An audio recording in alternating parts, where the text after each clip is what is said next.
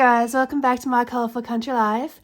So today I have another chatty tutorial for you all, and after my last video on Inktense I had quite a few requests for other how-to chatty tutorials for other mediums, and one that was highly requested was Neocolor II's.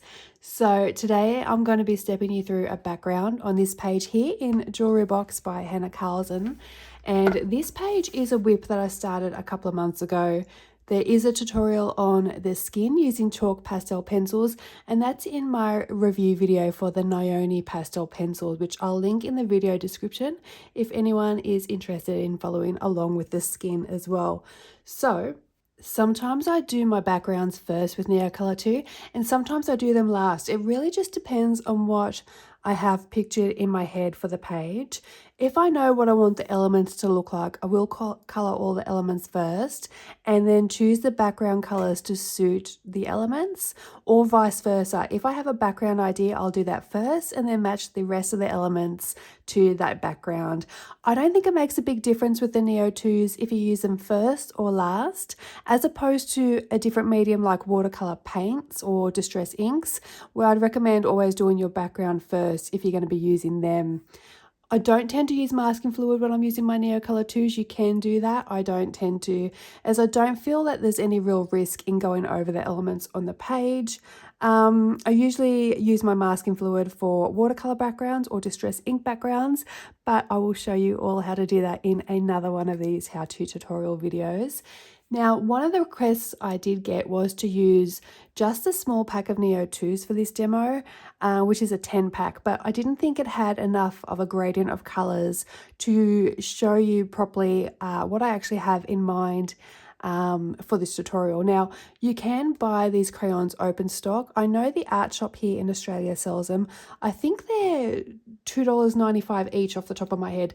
They do last forever though. I haven't had to replace any yet. So you could always just purchase maybe a 3-color gradient just to get yourself started. So a dark, a mid-tone and a light. I would recommend starting with some blues or even some greens if you're going to try a few of the crayons open stock, because I think those colors are going to be the most versatile to work with. You can always add to your collection later down the track and add in some more pops of colours, some more bright colours to transform your pages rather than just blues or greens. So the set that I have is the 84 set, and I'll move this out of my way. So this is currently the largest set that they have for sale, which is the 84 Neocolor II's. And I'll just open it up. There is 2 trays. Oops, I'll just lift this one out. So I'll show that to you the best I can. There we go, they don't all fit on the screen. So there is a really good colour range here. I would prefer a few more in the purple, so the cooler purples, bluish purples, but they are, that one's backwards. But you can see, and I'll show you in a minute, I have used these quite a lot, and you can see that a lot of them are still quite large. This one is probably my shortest of all the crayons. And there are a couple of metallics in here too, down the bottom here, just 3 of them. So when it comes to sharpening your Neo colors, I thankfully haven't had to do this too often, but when I have, I just shave off what is necessary using a craft knife. This is the one I have here. This is Fiskars brand. Now I have had this since my scrapbooking days, so it is quite old, but still going strong. And I would just pick up my crayon and just scrape it like this to be able to get the point still. You could also maybe get a cheap small handheld sharpener that you could use specifically for your Neocolor II's, but a craft knife works so well. If you have a craft knife, or even any type of sharp knife or blade, you don't need to go out and get a pencil sharpener for them. I did learn the hard way not to use my pencil sharpener, my good pencil sharpener, as it leaves a waxy buildup in there, and you're going to have to give it a clean and run a lead pencil through it quite a few times to get it to sharpen properly again. You can also keep your shavings and put them into some empty watercolor pans, mix them with a little bit of water, and then you can use them to paint onto your pages in the future. Just add a little sticker perhaps with the color name, and you're good to go. Now that is something I will likely do in the future if I find I'm sharpening them a lot, but I find with the technique that I use to color with these crayons, I tend to be able to keep them to a decent point most of the time, not all of the time, but most, and I will show you that in a moment when we start to use them. So the Neocolor IIs are a water-soluble wax pastel, not to be mistaken for the Neocolor Is, which are water-resistant. Now, these are not cheap. In Australia, they range from $30 for a set of 10 up to around $300 for the large set of 84, which is the set that I have here today. And if you get them in a wooden box instead of this metal tin, they're around $500. So an extra $200 just for a box. It can actually work out cheaper in some instances to buy them open stock, which is wild, I know. You would expect it to cost more doing it that way. Also, Amazon sometimes have them cheaper than they do in the art stores if you just keep your eye out for price reductions as well. Okay, so now I just want to show you some examples of Neocolor IIs from my colouring book. So I'll just try and lift this up and put it back together. Now, I do use these quite often in a wide variety of colouring books, mostly for my backgrounds. So let me start by showing you my very first ever attempt at Neocolor IIs, and I am going to be showing you the nameplate page from Beauty of Horror, the little mini book here, the tricks and treats. Now, I know a lot of people don't like creepy, so here is your warning to skip ahead about 30 seconds to a minute. So this is the first page where I tried playing around with my Neocolors. Now, I did the background last because I wanted it to match the colours of the elements on the page. And at the time, I was so upset with myself for what I thought of as ruining my page. And I actually quite like the effect looking back at it now. But at the time, I had no idea what I was doing, and it wasn't the look I was attempting to do, so it did frustrate me a bit. And I can still see little imperfections when I look at the page, like this little gap is a bit dark, and then there's a little line down here as well. Now, in the long run, none of these things matter. I can still look back and love the end result. Given time, at the time, it was just not working the way I wanted it to work, but I do like the effect now looking back at the page. So what I am trying to say here is don't be shy to give these a try. Your first time might not go as planned, as mine didn't, but you will learn from it and things will improve with practice. So don't be afraid to give it a chance. And also Neocolor IIs work great on the Beauty of Horror paper. Okay, so I'm just going to quickly go through some other examples with some other artists where I found that they work beautifully on their books too. And the first one on my pile here is Moon Valley by Maria Trolle. And I just finished this page last month. So the background, including the water down here, is coloured with Neocolor II. Now, I have coloured over the water with Polychromos pencils just to remove the painterly look, which I didn't want for the water. So yes, you can most definitely colour over these with pencils if you wanted to. I've used both Prismas and Polys over the top with no issues. I haven't tried any other brands, but them two work fine over the top of the Neocolor IIs. So for the background, we have a smooth gradient. I do tend to prefer or lean more towards doing a dappling effect with my backgrounds, but you can definitely get a smooth gradient as well with the Neocolor IIs. This took 2 layers. Sometimes, depending on the colours you're using, it can take up to 3. Off the top of my head, I've used 4 different colours. If you think of your gradients somewhat like you do with coloured pencil gradients, you're going to get the smoothest look if the pencils are close in tone. If your colours are too different from each other, your gradient is not going to be smooth. So, next up, I have Magical Dawn by Hannah Carzon to show you, and this is the dappled effect that I prefer to use, or I use most often for my backgrounds. Also, the books I'm showing you today, they all take Neocolor IIs really well. There is a colour along for this one up on my channel as well. Actually, not for this page exactly. I think we recreated this in another Hannah Carzon book. which I have actually seen a lot of people recreate with me, which is lovely.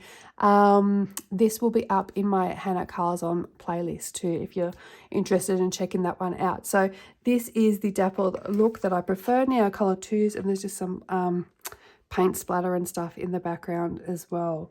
So let me show you another one. So Hannah Carlson books are perfect for your Neocolor IIs.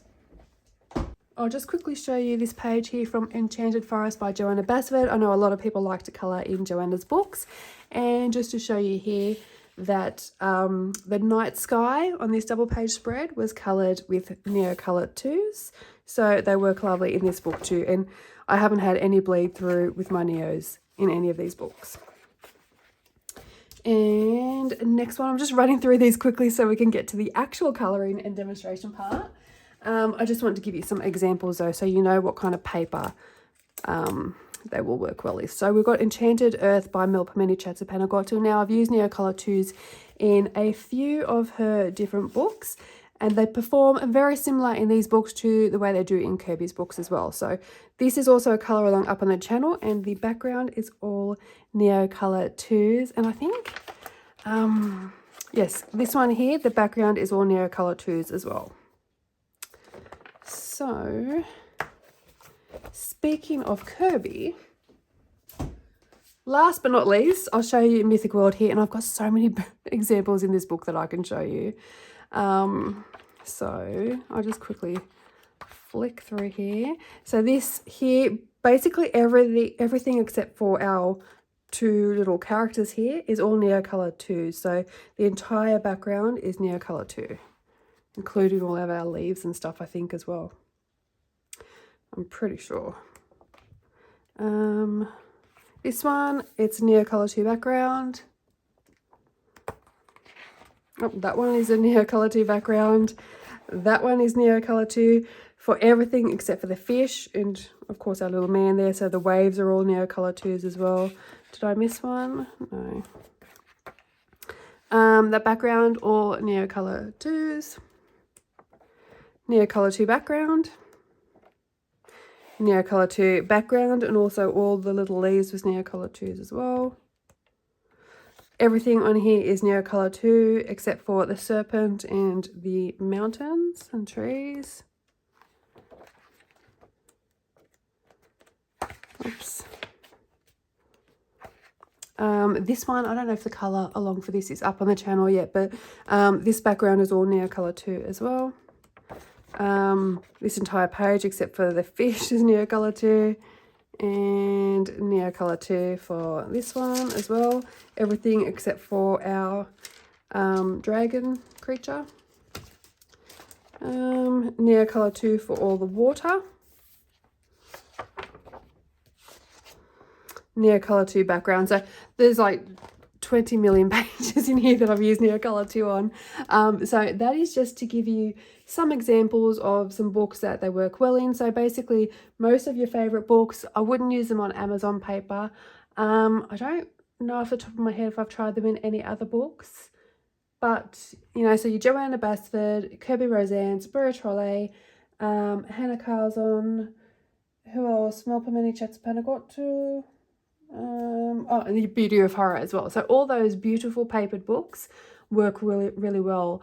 I haven't tried them in Millie Marotta, so I'm not quite sure if they work well in Millie Marotta. I might have to give that a try. Okay, so I think we have enough examples now. And back to today's picture. So I am going to be using the dappled effect that I've shown you. And we're going to be doing this purely with Neocolor IIs. Now, you can always experiment later on and add in some metallic watercolors if you wanted to, just dabbed onto small areas over your Neos or mixed in with them as well. Now, I do have color alongs up on the channel showing how to do that technique. One that comes to mind is a witch page in one of Hannah Carlson's books. I think it's in one of her new books, but I can't remember. Maybe Tales from the Witch's Cottage, perhaps.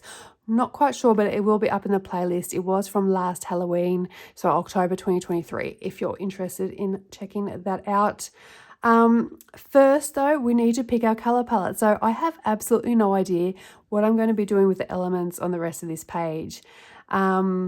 We do have a lot of leaves though, so I want a colour palette that's going to go with leaves. And I am thinking personally green leaves or even autumn leaves here, or maybe a bluish green leaf. However, there is no limitations. If you want to do, for example, a purple background with pink leaves, there is nothing stopping you. But for today, I am aiming for a semi-realistic colour today. So I'm not looking at realism, but like a realistic type of coloured leaf. So for the background, there's a few different ways we can go about choosing our colour palette. If, for example, I'm going to do green leaves and say red flowers, just as an example here, I could do a green background to add depth to the page to make it look really forestry, or I could use reds to match with the flowers. I could do a blue contrast for a sky background, or having the red and the green, we could do an orange and yellow background, as those colours are next to red on the colour wheel, so we could do a sunset. We could even do black, but I'm thinking greens for today. I'm pretty sure I want green leaves. Not sure what colour I want for the flowers yet, but the green background will go with green leaves. So the flower colour isn't too important to me right now. That's something that can be worked out later on down the track when we come to colour those items.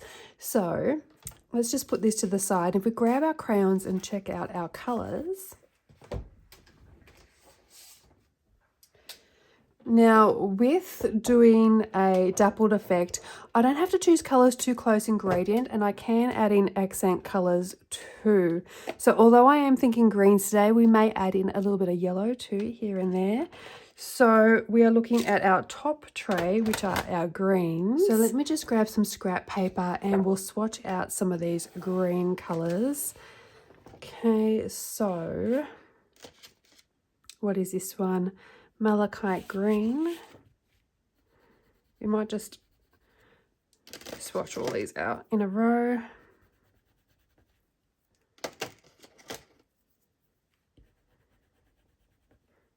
So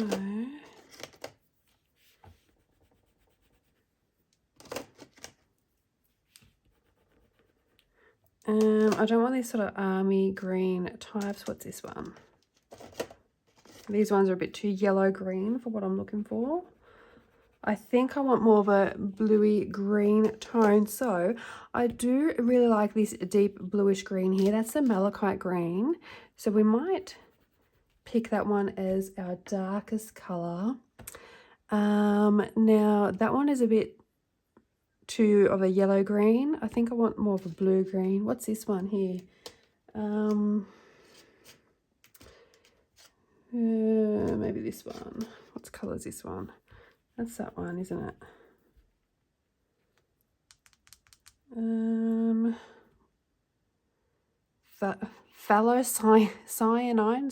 Cyanine green. Okay. What's this colour? Emerald green. No, this one here. Veronese green. That was that one, wasn't it? So that one's all right too. Greenish blue.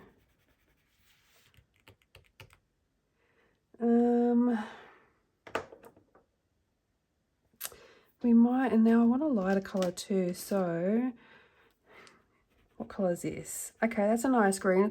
These kind of match with true green and light green of our Prismacolors. And sort of like our cobalt turquoises as well. So they can match with some of our leaf colours if we're going to go with Prismacolors. I can already picture what colour leaf we could do. So this one we might use as our highlight colour, which is our jade green. Then I think we're going to use this Veronese green, which is this one up here, to transition. For our darkest colour, this one or this one? Malachite or greenish blue?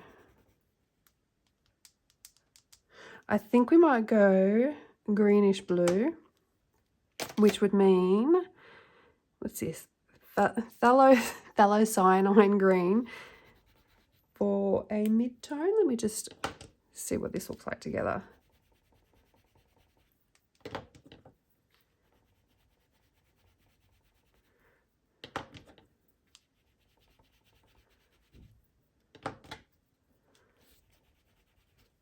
Yeah, so they work well. So that would give you a smooth blend to a nice smooth gradient if you were trying to do a smooth look rather than the dappled effect. So I think they work really well together. They're sort of a greenish blue rather than a yellowish green. So now we only actually have a small area to work with today. If I did have a bigger area, I might add in some like lighter colors like this Sahara yellow or something, just to add a little bit of a different tone into the background. Now let me just move these back out of the way. Now we've picked our colors. So what we're going to be doing today is creating a vignette where the outer portion of the background is darker than the inner section. You can also do this the opposite way as well, where the darker colors are closer to your main picture. This just depends on personal preference, what you want to achieve for your page, as a vignette is usually used to draw your eye to a particular area. And you could also add the colors in random sections as well. It doesn't always have to be a vignette effect. You can place those darks and lights wherever you choose on your page. Okay, so now that we've chosen our color palette, what other supplies do we need? So the first thing is either a water brush or a paintbrush. I personally prefer to use a water brush. Now these can sometimes get a bit tricky with water control. I have noticed with some of the cheaper brushes, my water does drip constantly. So it can be hard to control how much water you're getting on the page. Now, I prefer the Arteza water brushes. I have found they provide me with the best control. Now, these do come in a set of 6. So they're all different sizes here, and they should be linked in my Amazon storefront if you are in need of a set. So I mostly use the 2 smallest brushes, and you can tell which ones because the tips were once white and now they no longer are. So this one here is the smallest in the set, and it is well used. This is the one you will see in my videos all the time. Now, another really good set is also the Kuretake set of 4, which is these ones here. Oh. And again, if I can get it even out of here. See, these are some cheap ones these were my original ones that I had, and they just drip constantly. They don't have the push control like these other ones do. So mostly, again, I use the 2 smaller brushes, which is the yellow and the green. The green is the most used, as you can see by the wonky bristles from me dabbing on the page, and the yellow is another favorite as well. So these are actually more compact in size, so they're really good to travel with. You can see the size difference there. So they do hold a little bit less water. So the water goes from there to there, and the water on the Arteza brush is from here to here. So you can see the different size in the barrels, but it just means you have to fill them up a little bit more often, that's all. So to use your water brush, all you need to do is unscrew the top just here like that, and then you can fill the barrel in here with water. I just fill it straight from the tap, and I will need to fill this up before we start colouring. And then just screw it back on, and that is it. Now you do have this rubber section here which says push on both sides, and when you need more water to be released, you just press that area. Now, I never do this over my picture. I do this over a cloth because the excess water can drip, but I push on both sides like that, and you can see the water come out like that. So you don't have to use a water brush. If you're more comfortable with a paintbrush, it will give you the same result. Just find one with a similar sized tapered tip, so not a flat brush, and grab yourself a cup of water as well. Obviously, if you're using your water brush, you don't need the cup of water. This is just if you're using a standard paintbrush. So now I use my very dirty here Faber-Castell extendable cup here, which pops out like that, and it has this scalloped edge here for resting your paintbrushes on. So one other thing you're going to need is a cloth or some paper towel. So I'm using a cloth. This is what I use with all my water mediums. When this is in the wash, you'll see me using a different coloured one, my green one. I just throw it in the wash regularly just to give it a bit of a clean. Now, the reason for the cloth or the paper towel is just to have a way to clean off your brush between colours, and as well just to wipe off any extra water if needed as well. So that's all you need: your paintbrush or water brush, a cloth, and if you're using a paintbrush, some water as well. Now, we need to quickly prep our page. So what I'm going to do is place some washi tape down just along the edge here to protect the opposite page from getting any paint on it as we're working. If you don't have washi tape, you can use a scrap piece of paper, just clip it in place. However, the washi tape will be more effective as there's going to be less gaps for the water to sneak into. Now, before I put the washi tape down on the page, I usually just tap it on my skin or on my pants just to remove a bit of the stickiness. So just tapping it like this, just so we don't run the risk of ripping our paper when we remove it. So I just have a look, how much am I going to need, tear it off, and then just either tap it on my leg. I'm just going to tap it on my hand now so you can see what I'm doing, but just like this, just to remove some of the stickiness. So I'm just going to do it on my leg right now.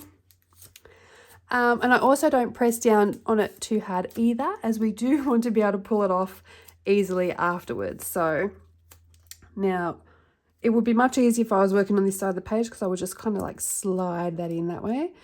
But for this side, I'm going to have to angle it down like this. So I'm just running my fingernail down there to make sure I've got it in that gap.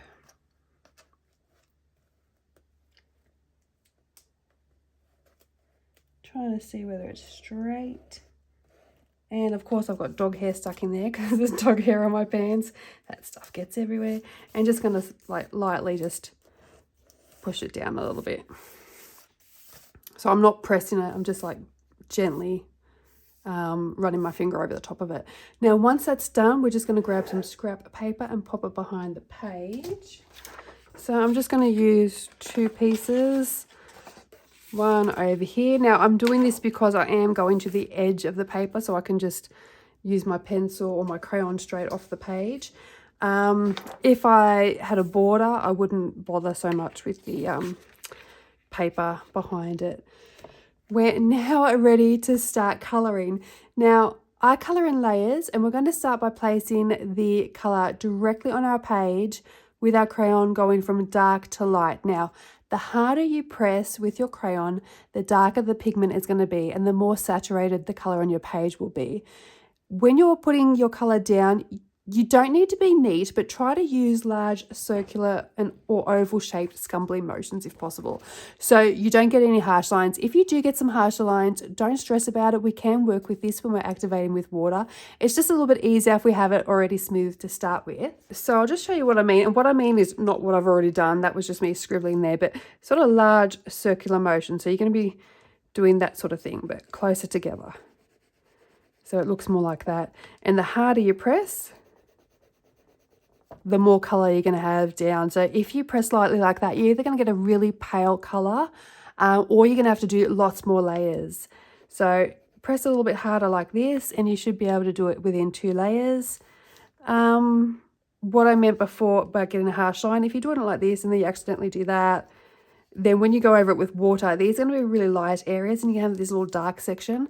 So you're just going to have to work with it a little bit more to smooth it out. It can be done, but it just takes a little bit more work than if you're doing the scumbling, an even scumbling motion. So we don't need to taper anything off.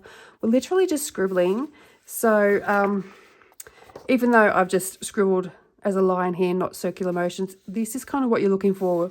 You don't need to do what you do with pencils, where you press hard and then taper off, unless you're trying to get a smooth gradient. But for this one, we're just going to literally just scribble in areas. Okay, so we're going to add this color or all of our colors in until the entire background is covered. Now, if you're working on a page where there are little areas that you need to get into, like these little gaps here, don't try to color directly in there with your crayon. Once you've used the crayons dry on the rest of the background, we're going to go in with them wet. So what you're going to do is take the color direct from the crayon and add it into those areas, and that way it doesn't get on the other elements and you don't need to worry about whether your tip is nice and sharp enough to get into those areas. Now also remember, this is our first coat, and the first coat is all about color placement and making sure the colors are where you want it. If you do place the crayon on the paper lightly to work out your color placement, so for example, if you're just going in and you're not quite sure where you want your colors and you're placing it down just quite lightly like this, once you've finished it, before you add water, you can go back in, go over and deepen the colors when you know exactly what you're doing and what you want. Just remember, it is easier to add color than it is to take it away. So you can always go in and build up and darken areas and add more of your darker colors if you need to, but you can't really take that darkness away from your page. You can try and bring the lightness into it, but it's much easier to start lighter first. So let's start adding in our color, and we're going to use our darkest color here, which was greenish blue. And I'm just going around the edges, so I'm going to go for like a little curved edge here. Now I don't have much space here. We've got 4 colors and not a huge room, so with my eye I just look at it and go, okay, I've got 4 colors, I've got this much space, try and break it into 4 sections so I've got an even amount of color. It doesn't always have to be even. You might want it more dark or more light, so you might add more of the darker tones in and just a small amount of the light, or the opposite effect. But today we're just going to go and do this rough amount. And now what you can do, and what I was going to say before is you don't always have to do the vignette effect like this, like dark to light or dark to light that way. If you're going to randomly place colors, like you could just do this in your background, what you want to do is then make sure that that darker color is then surrounded by your next color. And this is what I do when I do a galaxy background. And you just go round and round and round. I'm doing this really rough right now. Hopefully, taking off my washi tape. And you go around like this, and then your next color, and go round again. And keep doing it until your whole background is covered. And then your lightest color. Okay, this is how I do a galaxy background, but the opposite, because my lightest color will be in the middle and the darkest color is on the outside of the combo. But yeah, so for a galaxy, you'd have your light area, and then you'd go in with your next color around it, and then your next color, and then your next color. So you'd place all your light colors down first.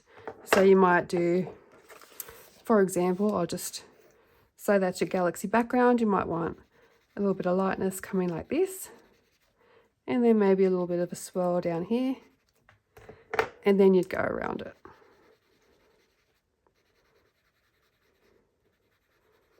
Just like this. Well, not exactly like this, because I'm being very rough right now, but hopefully you get the gist. You just fill in all the gaps until everything's filled up. Now also with the dappling effect, we don't have to do, see how I'm doing a straight line all the way around? You can like leave gaps and then add different colors in. So we can do it like this, which you'll have seen in some of my color alongs.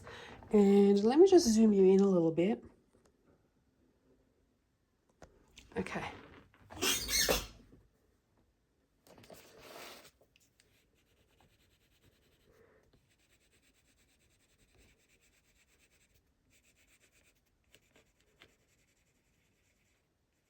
Now I'm not going to worry about these little circles. I'm just going to go straight over them. Now, there are some areas close to her face here. I'm going to go in and take the colour with my brush directly from the crayon when I get to that area.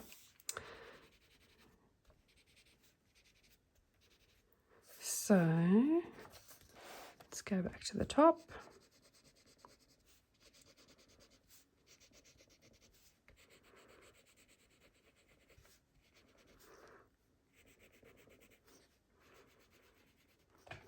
So as you can see, I'm not pressing extremely hard, but I'm not doing a light layer too. So hang on, I'm going to have to turn the book to get into this spine. So a light layer, for example, would be just softly like that, but I am pressing a lot harder to get more of that colour.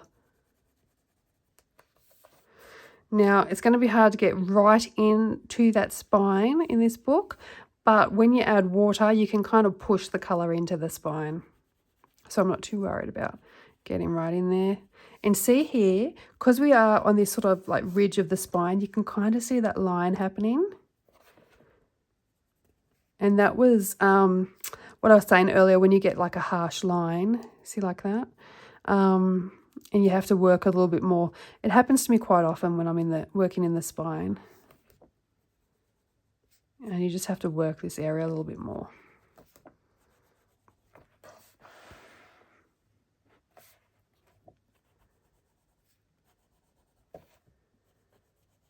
So I'm just using my finger to push that side down a bit more to get in there as much as I can.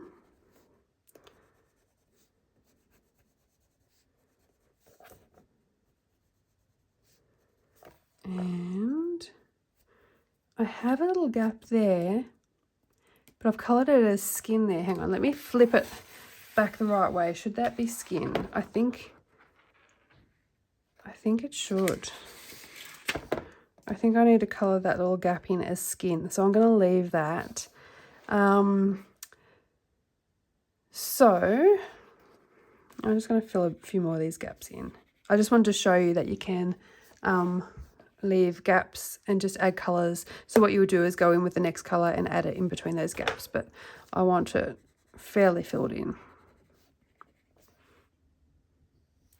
All right, so we're going to go in now with our next colour, which is that phthalo cyanine green, and just go in next to it.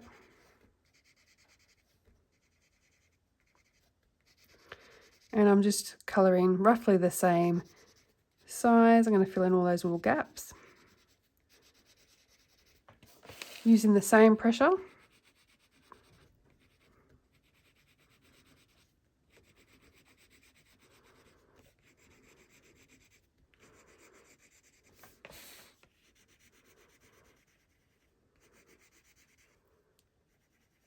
Now I'm not going too close to the elements here. When we use our water brush, we can get right into there.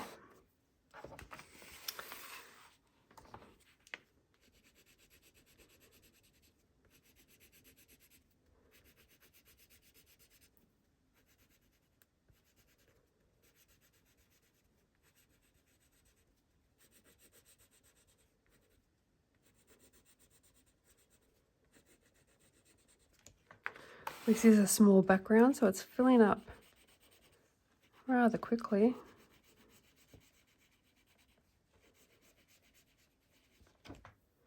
And I will flip it again. I apologise for turning it. The joys of being left-handed.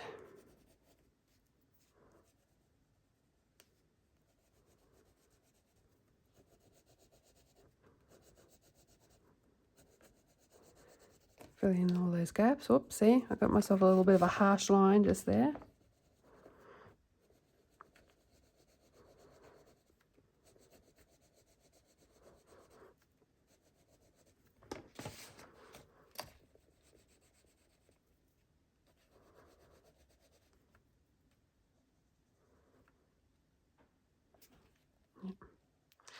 Okay, our next colour will be our Veronese green, and we're doing exactly the same thing.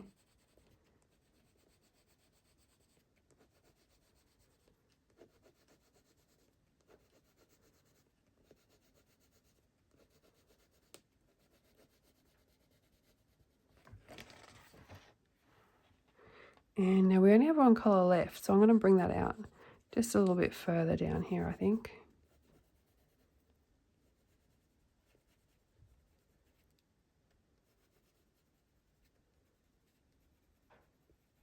Okay. in here, here.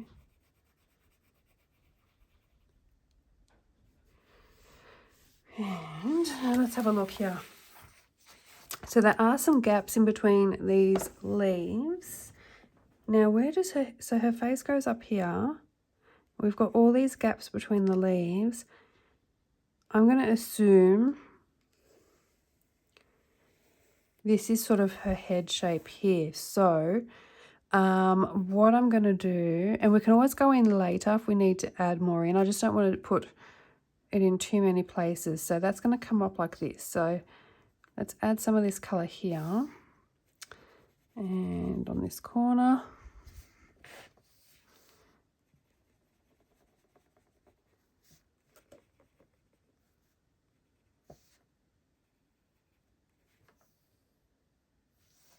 Down here.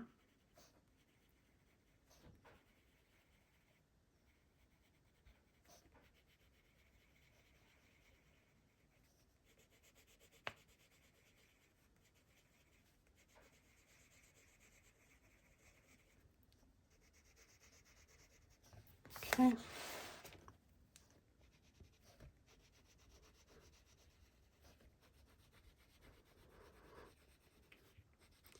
Now, with the colour combo I chose, you can actually use these colours to create a smooth gradient if you wanted to. So you could practice doing the smooth gradient.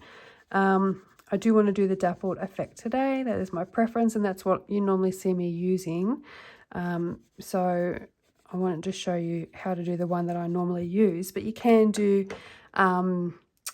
using exactly the same technique as I am now, where I've coloured the entire area. You can get a smooth gradient. Now, where I was showing you where you can put the gaps, so for example, if this is the edge of your paper, and you might have seen me do this in a few videos too, and you do a little bit of the dark colour there, bit out here, like this, and then you start to fill in the gaps with your other colours. That also will give you a nice dappled effect too. That will not give you the smooth gradient. This you can do either with. So let's go in with our lightest colour now, which is our jade green. And this does tend to get a little messy. So I'm just going to fill the rest of the area up with jade green. Now, if it turns out that we have too much light colour after we add water, we can always add more of our darker colours in when we do our second coat. So I'm going close, but not quite. Well, there I went in the gap, but not quite in the gaps. So for that gap, I can put a little bit of colour in. That gap I won't. We will wait till we take the colour straight from the brush, straight from the crayon with the brush.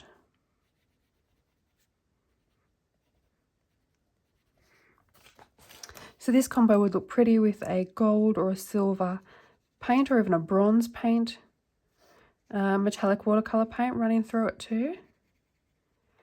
So what I would do there is add it at the end when you're finished with all your Neocolor IIs, or you could also scratch your Neocolor IIs onto your Caran d'Ache palette, the rough side, and then add in mix in a bit of watercolor metallic paint with that as well to get that effect. So there's a gap here that I want. Now running up the side here, so I don't know.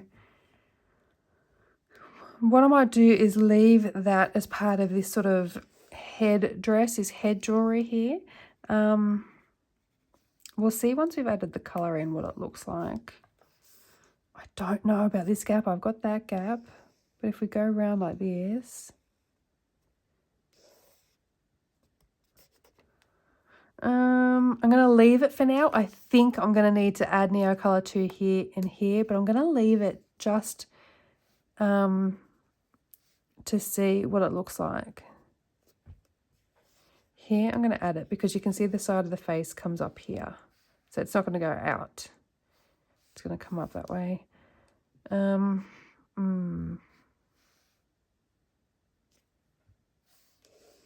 going to leave this area, but yeah, definitely this area for Neocolors. So let me just go back up here.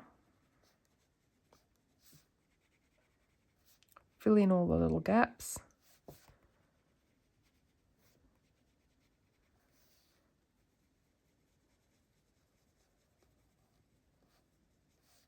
Now, if you do use masking fluid, you can obviously get right in there, but it's just an extra step that I can't always be bothered to do. So I will do it with watercolours and distress ink, but if I can get away with not doing it with the Neocolors, I will. And this works fine without doing it. So that's a leaf here. Okay, just checking that I'm in frame. Okay. And this little area here.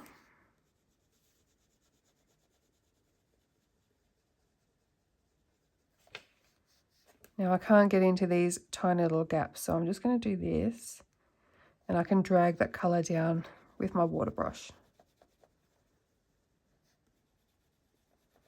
So there's so many different ways that you can use your Neocolor IIs. This is obviously the way I prefer to use them. Others may use them differently. You can also use them for basing elements as well. Like I said before, you can use your coloured pencils over the top.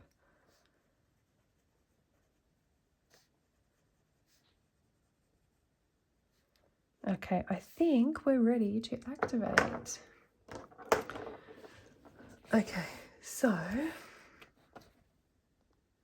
Okay, I've just gone and washed all the colour off my hands, ready to get started. Now I do have a little bit of the crayon here, so I'm just going to rub it out as much as I can with just a normal eraser. Okay, so now we're ready to activate with our water brush or our paintbrush, and you're going to want to make sure your brush is damp. You don't want it dripping. 1 second, I just gotta go fill mine up. Okay, now we're ready to rock and roll. So my water brush is now full, and I am using the smallest from the 6 set of our teaser water brushes. So make sure your brush is damp. You don't want it dripping and you don't want it too dry. So if it's too dry, you're not going to be able to manipulate the colors as well as we'd like. If it's too wet, you're going to risk bleed through onto the page behind, as well as desaturating the colors so they're not as vibrant. So what I'm going to do is squeeze my water brush like you just saw, like this, and get the bristles nice and wet, and then I'm just wiping the excess off on the cloth. So I'm not squeezing the water out like I did with the Inktense. I'm just wiping it so it's not dripping, but as you can see, it's still nice and wet. Now, I always start by activating from light to dark. The reason I work this way is because if you start with the dark, you're then going to start to drag the colour down into the lighter areas. We will do that for our second coat, but for the first coat, I try and activate from light to dark just to get a really good sense of where my colours are. And I also activate the area in sections as well. This is not a necessity like it is with Inktense. As being a water-soluble medium, we can continue to manipulate the colours long after they've dried if we need to. The reason I do it in sections though is so I don't start smudging anything with my hand. Now I am left-handed, so I always start from the right-hand side and work across. And I usually start at the bottom right corner and work my way around anti-clockwise. If you're right-handed, you may want to do this clockwise instead, so you also avoid smudging anything along your page. Now, as we move between the light and dark colours, I will just wipe the colour off my brush like that onto the cloth to clean it. If I need to, I will then press down on the push buttons again to release more water, and then slightly wipe off the excess before going in again. So my cloth is always nearby, ready to go. Now for the dappled effect, I am going to be using scumbling motions as well as dabbing. So the scumbling motion is to activate the colour, and the dabbing motion is where it blends into another colour. So for example, that is your scumbling motion going around in a circle to activate. And then if you're coming up here, so you don't get a harsh line, you then dab. So it's basically just tapping your water brush onto the page like that. So, oops, almost lost it onto the floor. So this is going to help blend the colors together. It gives a dappled effect rather than a smooth effect by doing the tapping motion. When you're trying to get a smooth blend, you're going to overlap the lighter color into the next color in the gradient. Basically very similar to the way I showed you how to blend colored pencils in my blending for beginners video. So it's just going to be a scumbling motion up until the next color, tap off, and then keep going, tap off, keep going as you go through each color. But this way we're going to be tapping like this using the end of our water brush. Okay, so let's start. We're going to start down the bottom here. So I'm going to use the scumbling motion, make sure I don't have too much water, and I am going to try and bring that color down here. I may need to take some from the actual crayon afterwards to get more depth of color. So scumbling motion, because we are just using our lightest color here. And it doesn't matter where you stop and start because it can be manipulated. So we're now coming up to our second color. So we're going to go in and then we're going to start dabbing around like this. So that's how you get that sort of mottled, dappled look rather than a smooth gradient. So I'm wiping it off. I do find I have a little bit too much water on my brush at the moment. And I am dabbing it off as we go into our next colors. So, and then dab it around. So you don't want like the colors to come in a gradient, like in a line. You go to your dark color and then you sort of dapple that dark color back through. Okay, so the color is, we'll do that here. We're going into our third color here and we're going to dapple that around. Just with like a tap tap motion. Let me zoom you in a little bit more so you can see this better. Okay, hopefully that's better, a little bit closer up. So we're going to go round and round, which is our scumbling motion. And see here, as I'm going around, there's that line there. That's when you're going to dab. So tap, tap, tap, tap, tap, tap, tap. And you can bring it into the other colors. So you get that nice sort of like marbling effect. Like that.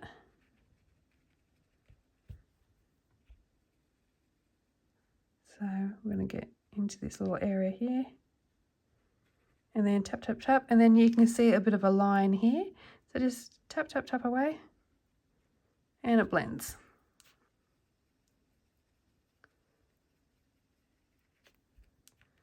Okay, we're tapping again.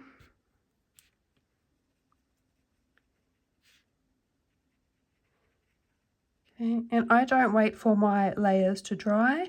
If I just have just a small section, I would go straight in over the top. I don't bother waiting for it to dry. I don't think it's a necessity. And you can actually move the colors a little bit better when they're still wet. Okay. And let's move on to this a little bit. So it's not with Inktense. You don't have to rush. You can take your time. You can stop. You can have lunch and come back if you wanted to. So tapping away as I go to the next color. So if I just show you now, if I just went straight along like this, that's what it would look like. You can see the difference here. So we need to go back in there and tap it out.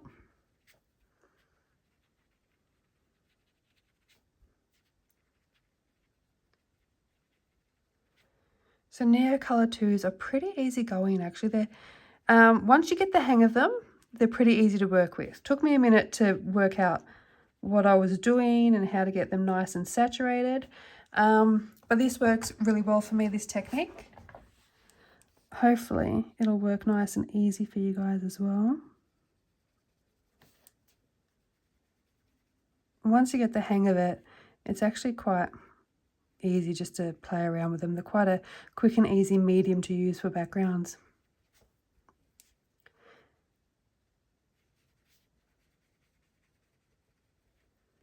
Okay, so this is quite a large area of that lighter color, which is why I'm just using the scumbling motions here.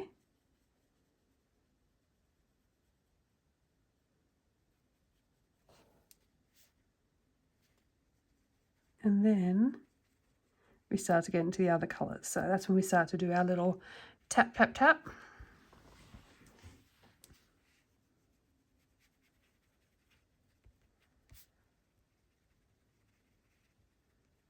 Okay, sometimes when you get to the darker colour, if you just tap away, it doesn't really blend. So you have to do the scumbling motion to get that colour, get the pigment on the page moving around. And then, so you don't leave it like that, you tap, tap, tap, and you can bring that darker colour out. You can move it around, you can just play around with it and make any kind of shape border you would like. Okay.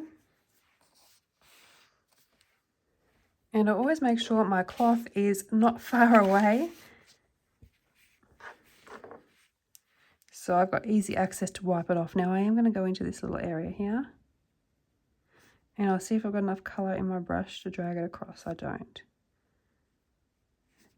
It's okay, we can get that area when we taking the colour straight from the crayon.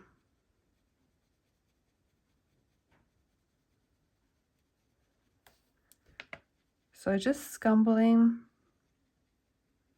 for this one little colour. Tap it out so there's no lines as well.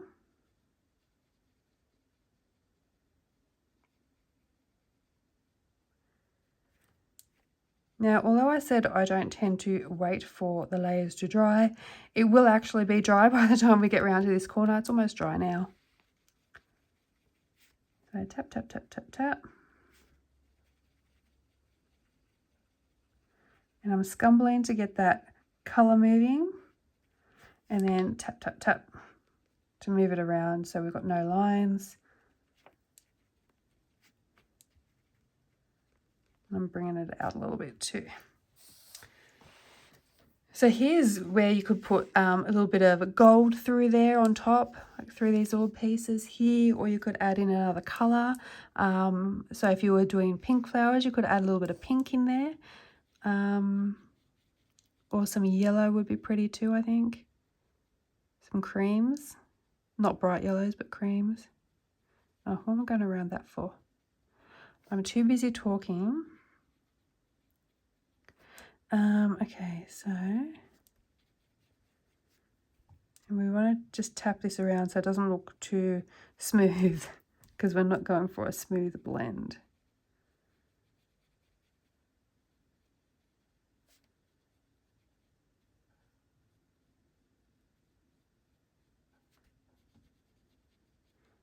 And if you are practicing this technique and you don't have this Hannah Carlson book, you can try it. And I would say try it on another Hannah Carlson book because they seem to be the absolute best paper for Neocolor IIs. So otherwise, maybe a Maria Troll. These hardback books are just awesome for wet mediums. So try them on one of them first before you start on one of your other type of books, because it will work in another Hannah Carlson book just the same as it is working on this one. Now this is the English edition. Okay, so we're going into our next colour now, so I'm tapping that in there to blend it. And if you go around and see if we were doing this with Inktense, we would never be able to leave something like that, but here we can just manipulate that colour and move the pigment around like that. Okay, so here we go again. So I'm scumbling to get it moving, because if you just do, if I'll show you over here, if you just start to tap, you can still see the crayon on the paper, like it hasn't really been activated properly. So you do the scumbling motion, which activates that crayon and gets rid of all the white space. And then of course, so you don't have these lines, we're going to go in and tap. I apologize if I'm repeating myself too much. I just hope it makes sense to you all. And this is a super easy technique. This I started doing before I started doing the smooth gradients, because I actually found it easier to get this effect rather than a smooth gradient effect. But yeah, it's all time and practice. The smooth gradients are working well now, but it took me a little bit longer. So I'm bringing too much of that dark colour in, so I'm just cleaning off my brush. And let's go back a bit. Okay. And get this little section in here.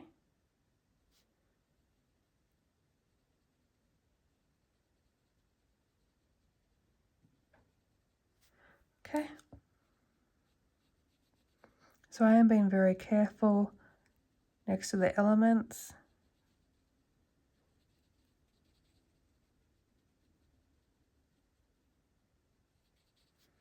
Okay.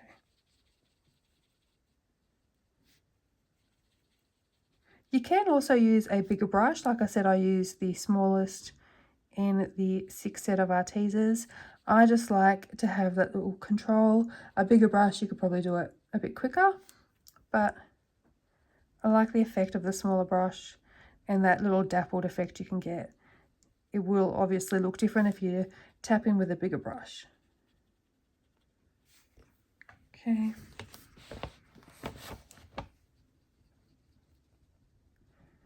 Now, while we're doing this, I did get a request for Albrecht Dürer tutorial, a how-to with Albrecht Dürers, or with watercolor pencils in general, but the only ones I own are the Albrecht Dürers. So what I was talking about, if you've seen my was it my plans video or my completed pages video? So I'm just tapping off that dark color before I go back into the light.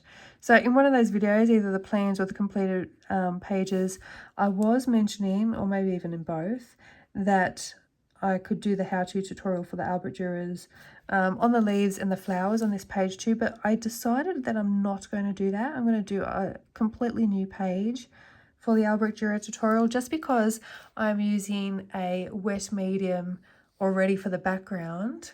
I don't really want to use another wet medium for a beginner's tutorial, so like a wet medium plus a wet medium next to each other. I think it's going to be better for a beginner's tutorial to do it on a whole new page, because the Neocolors will reactivate with water as I'm activating the Albrecht Dürers with water, so you can get a little bit messy.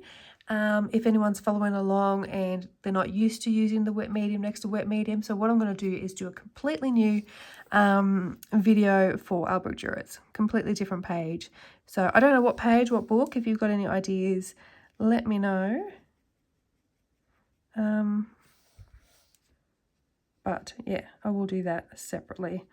I do have a few other chatty tutorials that I was hoping to do this month as well. We will be doing the skincare soon, but my kids are also going to be on holidays next week for 2 weeks, so I can't really talk when they're home, so it might take a couple of weeks before I get those other videos out. So in with my lighter colour, scumbling into the next colour, and then just spreading that around and tapping it out. So getting rid of some of that dark colour off my brush.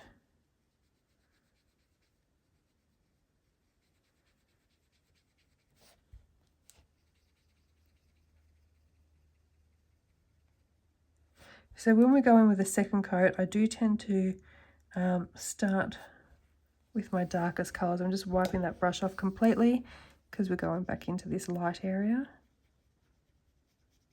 And I don't want to drag that dark colour through.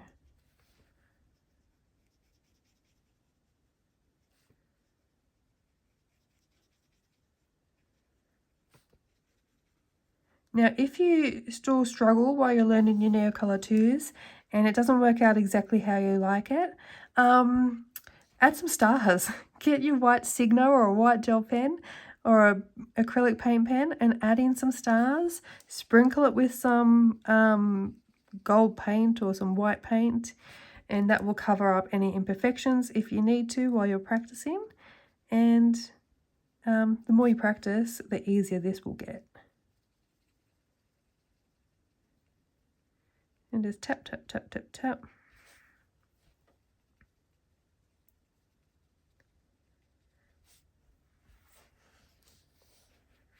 Okay, wipe the brush off because we're going into the light area again.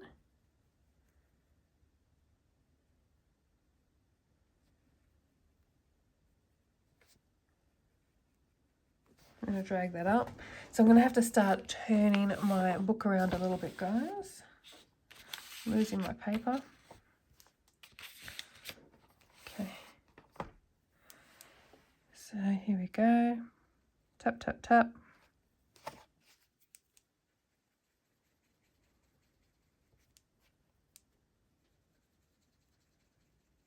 So this way we're activating the colour, and then we're going to tap it around.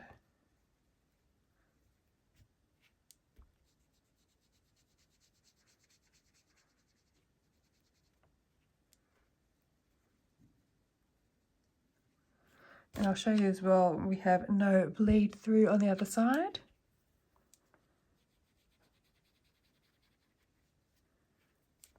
Just go over this area here, get rid of any lines, and wiped off my brush so I can get this light green in here.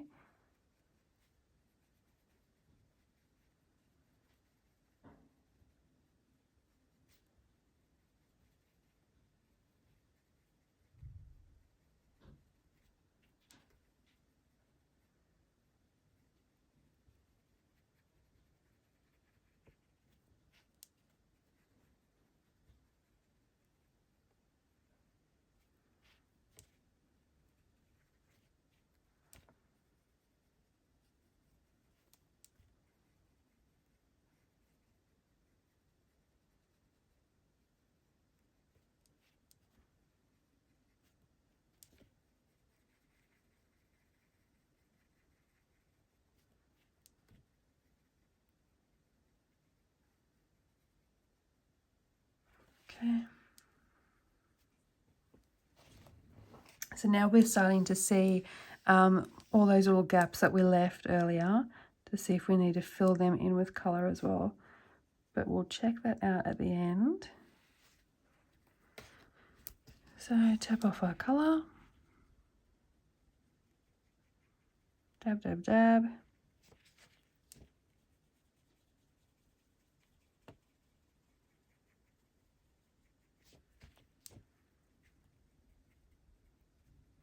So you don't want any like harsh sections of colour either.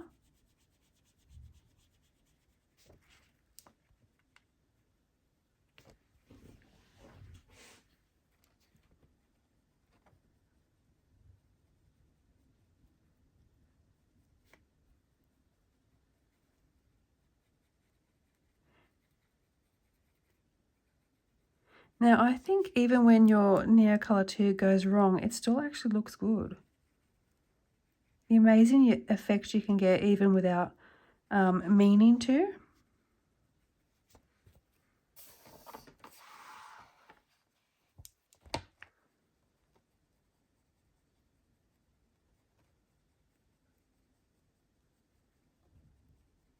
Okay.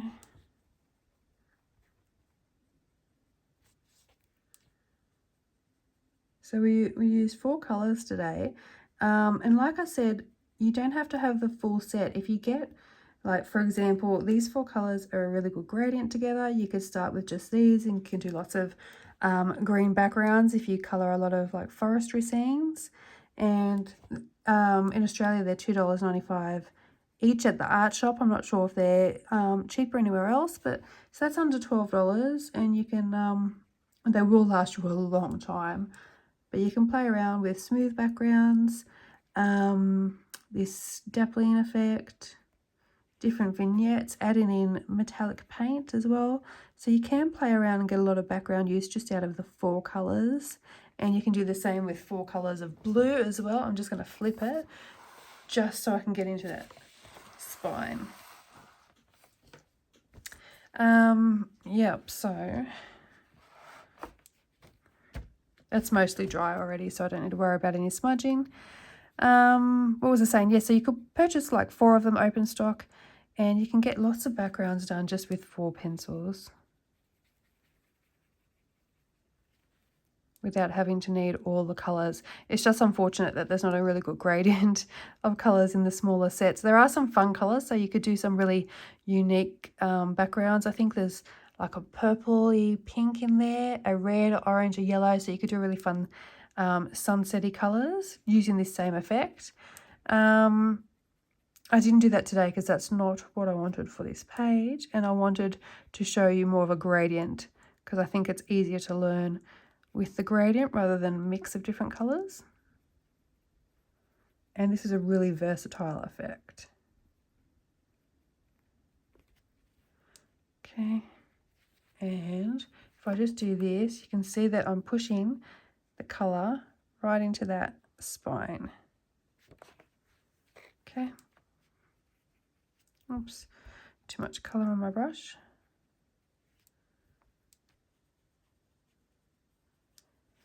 I was about to say something and now I've forgotten what I was going to tell you.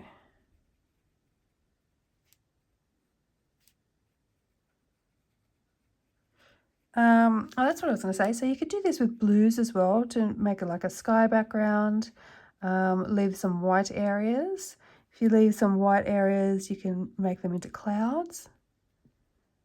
The dappled effect works really well for that because clouds, of course, aren't straight.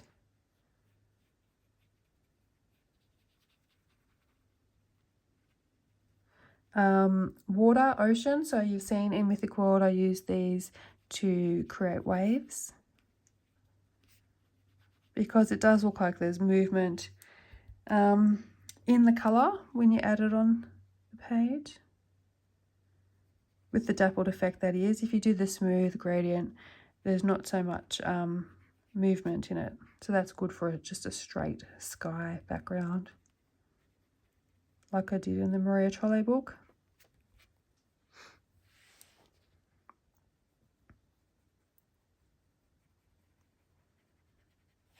So you can see I'm getting right in there. It's hard to see where the page ends and then how the page begins. Okay. And this is where I had that little line from the spine. You can see that here a little bit. So we're going to have to go right in there and use our scumbling motion to spread that colour around and then just tap it off.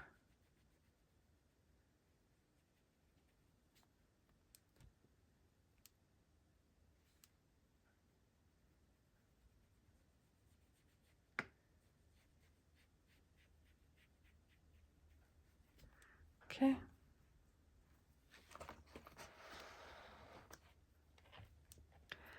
I'm going to start down here in the light section and then come up to here. Oh, missed a spot. Okay.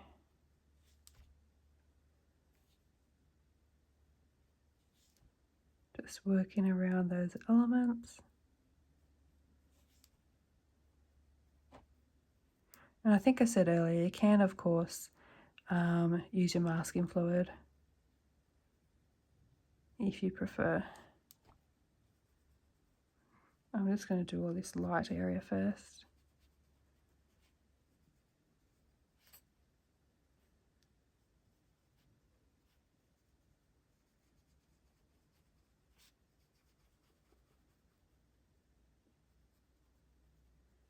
Okay, I might as well get that guy. All right, so I'm not going to go too far down because I'll start spreading it. So we're going to go into our next colour.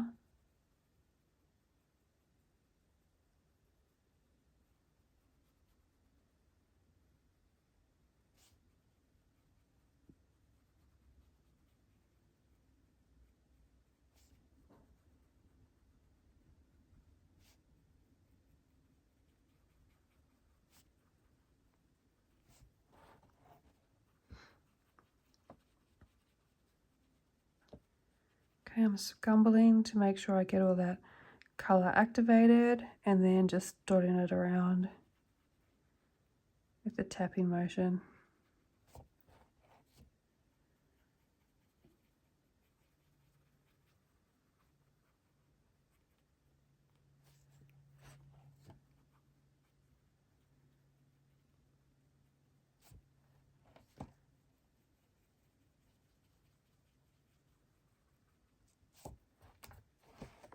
So I've just got my cloth here. Just wiping it on there as I get to the darker section so I don't bring too much of that light colour through and we lose our dark colour.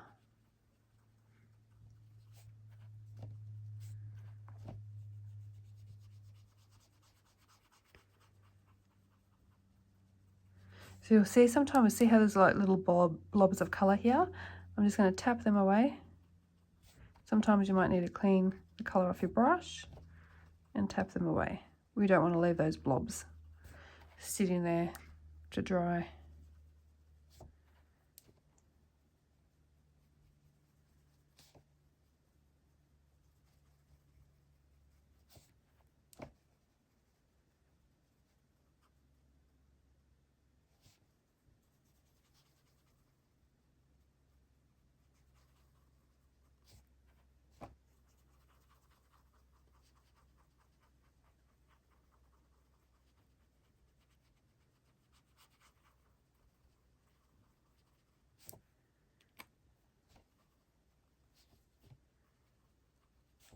Too much water. See, we're getting those little blobs. Wiping off my brush and just pushing that around with the tapping motion. Try not to bring it too far out into the light colours. Okay.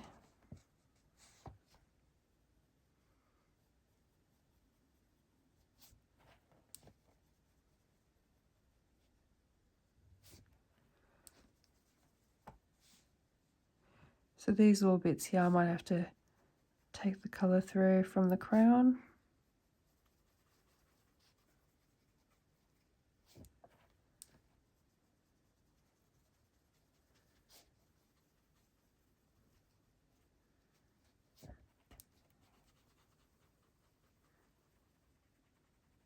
So you can see, let me just get rid of these little blobs. Wiping it off so I don't keep putting more colour on the page, just to spread that out. So you can see how like there's a little bit of line here, so I've activated this section, that section's not activated. What you don't want to do is just go next to it, you're overlapping, so you're moving that colour around over the top of it. Because if you just go next to it, you're going to get a line. You've got to go over that area to blend it out, and you can tap, tap, tap away. Wipe off some of your water. There we go. And our last little section here.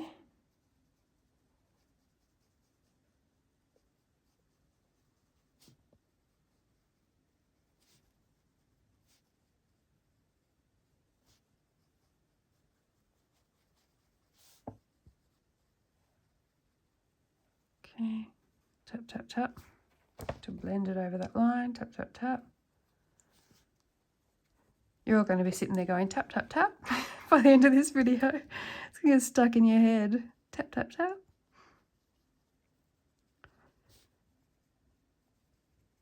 Okay.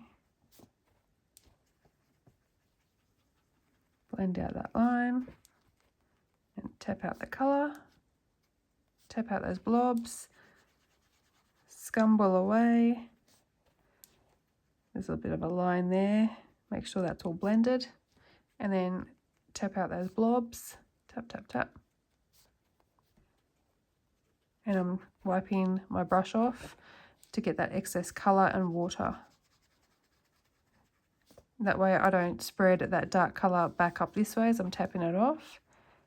And I don't add too much water to the page either. So tap, tap, tap. Wipe, tap, tap, tap, wipe. So we're getting less and less colour the more I wipe it, the closer we get to the lighter colours, if that makes sense. So you can still kind of see that bit of a line. So when we go in with our second coat, we can work on covering that up. And that's just because we're in the spine.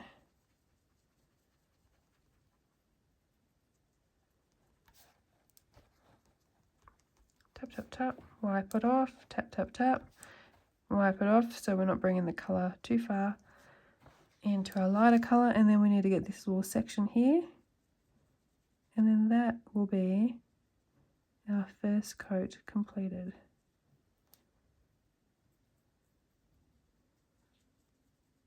Okay, tap that away. All right, let me flick you back around so we can see our first coat. Okay, so let me just zoom you out so you can see it in full.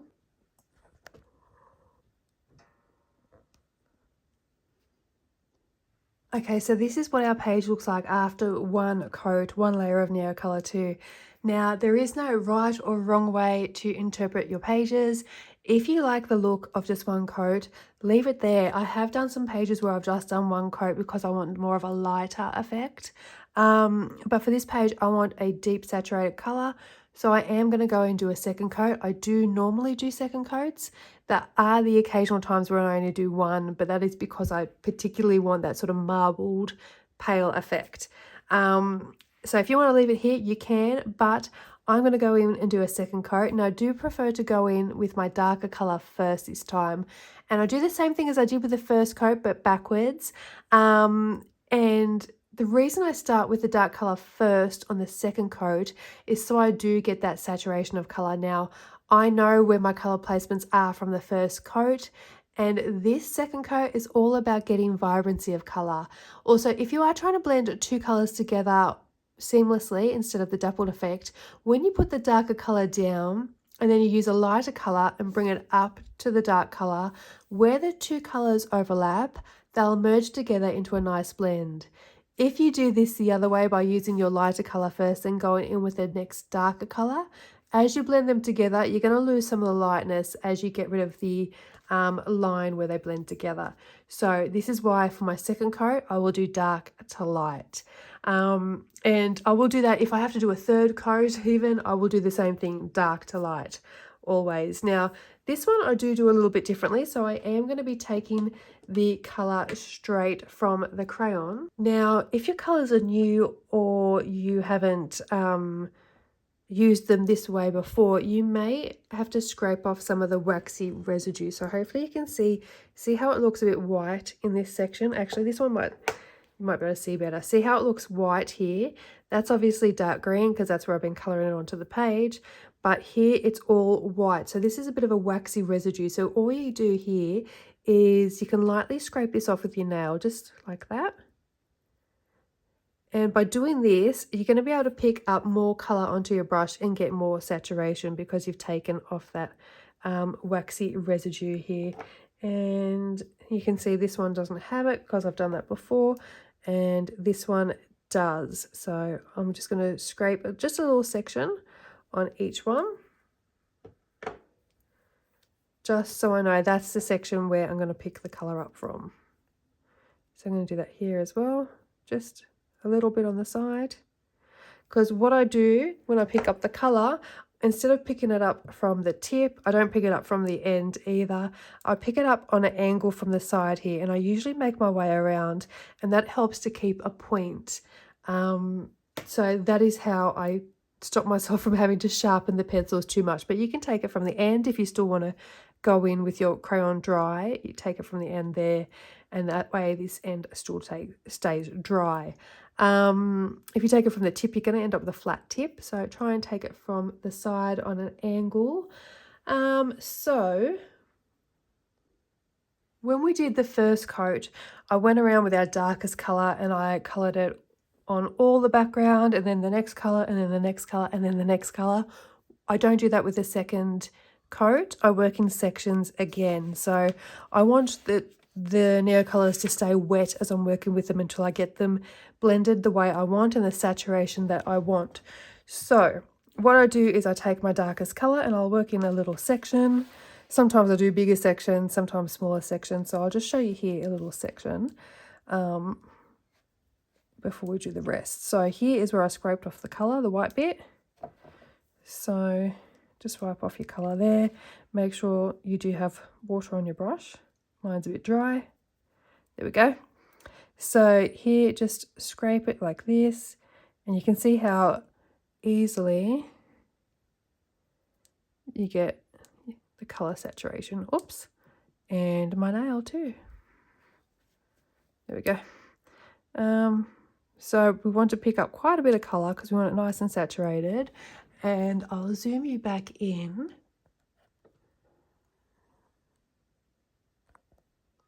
So I have my other 3 colours sitting right next to me, ready for easy to pick up. So there's no rush. You can do this in your own leisurely time. You don't need to rush it like you do with the Inktense. So you make sure you're nice and saturated, and look at that colour. Okay, so you don't want your brush to be too wet. Otherwise, your colour won't stay so saturated. So I'm constantly picking up more colour, and I'm gonna, oh, get that little spot here. I'm gonna bring it out to the same sort of spot that we were bringing it out on the first coat.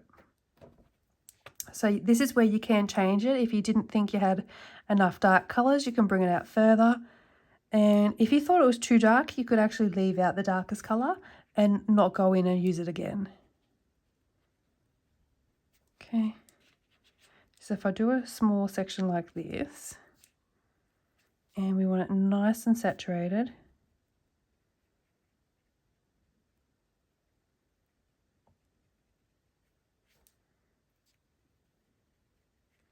okay, so what we're going to do now, and with that, you'll notice I was just sort of like dabbing it on there like that. Take your next colour, why is it always this one I have to try and say? Your phthalo cyanine green. Okay, I'm going to get used to that eventually. So, picking that colour up, making sure we get our brush nice and saturated, and we're dappling it sort of over a little bit, so we're overlapping and bringing it out. So we don't want it to be too straight of a colour, so we don't want straight lines. So bring it out, but you can also go back as well. Just mix it up a little bit. Make sure it's nice and saturated, otherwise you'll end up with little white sections of paper. And get that little bit in here.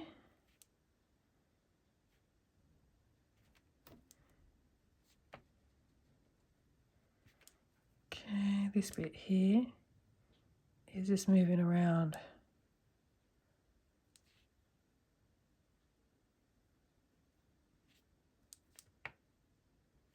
Okay, so our next colour, I'm just wiping off that colour off my brush. And what colour is this one? Veronese green. And you can bring that out as far as you need to. And, oops, let me just get these edges done near the element. Okay, see how we've got that line there? And you can see how well it blends, because you can get that nice little blend there. Okay.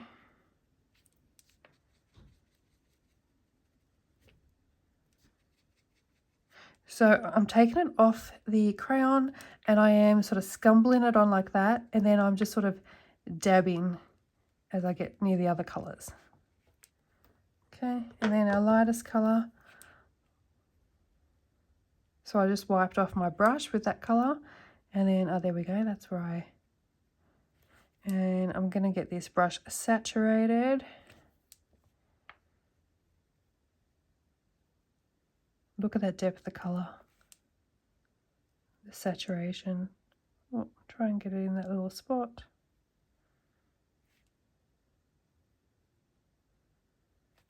Okay, pick up some more colour.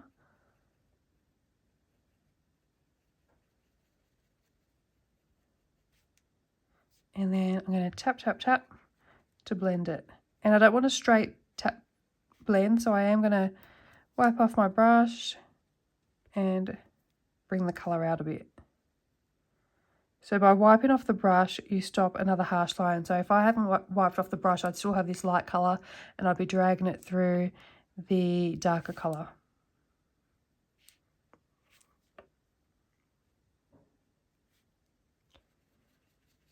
So see there, I dab it off and then dab, and if there's still too much colour, so you can still see that little bit there, dab it off, and then like that. Okay, and it blends it in. Now I can see a bit of a line here, so let's blend and dab out that line, and over here. So this is where you can just play around with each section.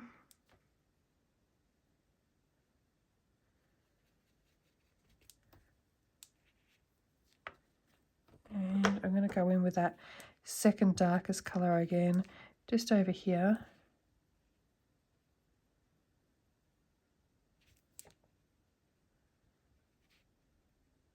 Okay, and then I'm wiping it off a little bit to get rid of some of that colour, so I can then blend it in. Wipe it off, blend it in.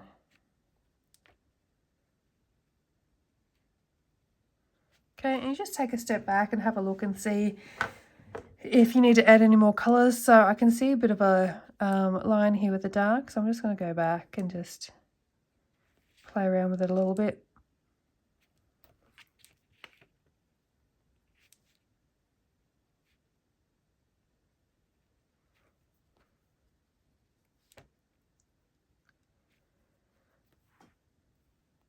Just checking how much water I've got on my brush. Okay, that's better.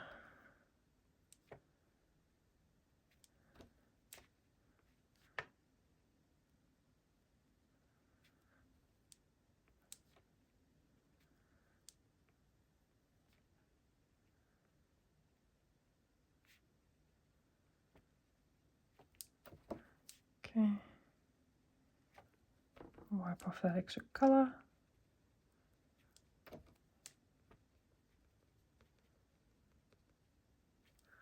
Okay, and that is our first section. And you can see the colour difference already, so just need a little bit more here.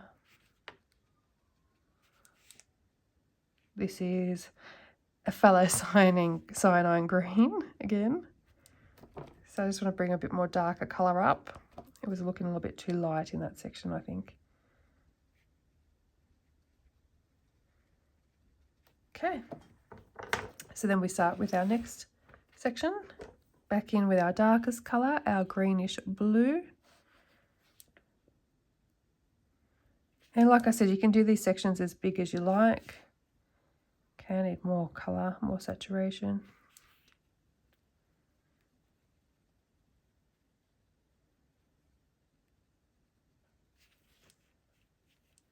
And I'll go up to maybe here, I think.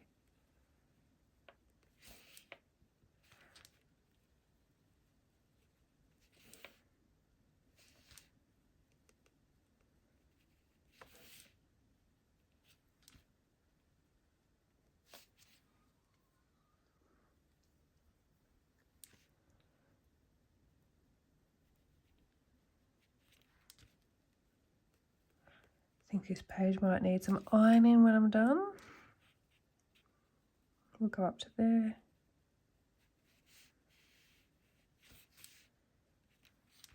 Now I did film a video on how to iron your pages a while back. I've never put it up though, so that was using the Maria Trolle page that we did the Inktense tutorial on. If you are interested in seeing that, let me know and I can edit that and put it up. So we're going in with our second colour, our fallow cyanine green, and just dabbing that in there.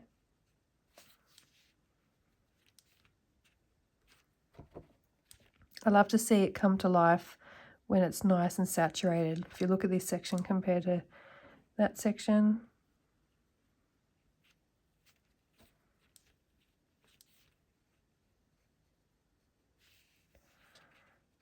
So tap, tap, tap.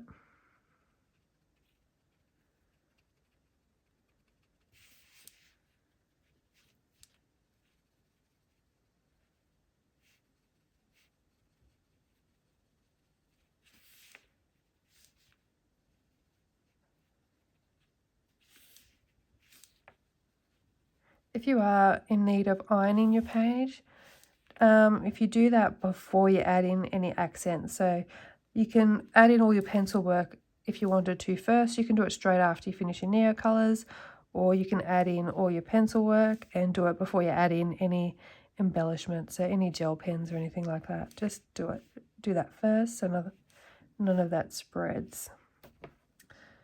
Okay, I feel like I've got a bit of a line here, which is bugging me.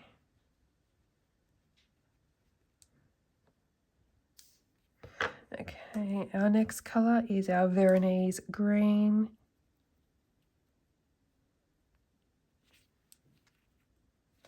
And so we're going to about there.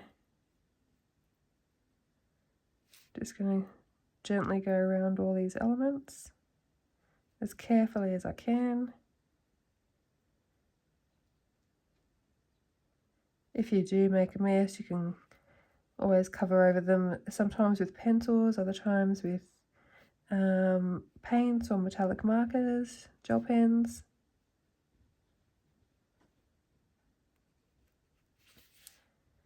Everything is fixable. So I'm just dabbing off some of that colour so I don't bring too much of the light back through that section. Now I'm just going to add a little bit on this side so I don't have like a harsh line of light colour and then dark colour. Okay, my bristles are all a mess. Hang on, there we go.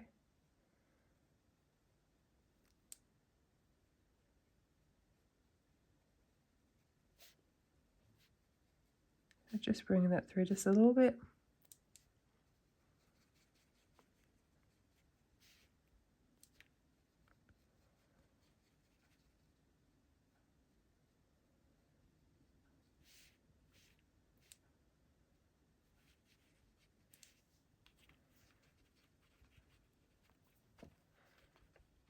Tap, tap, tap.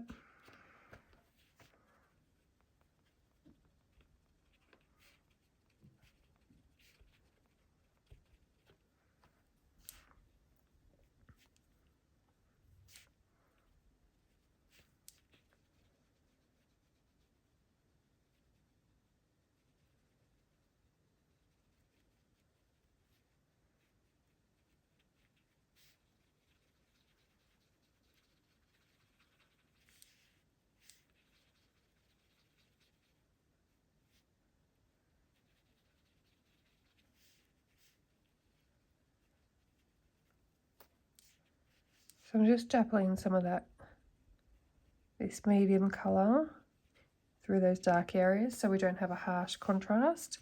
I might need to bring some more of that dark through just to bring it out a little bit more.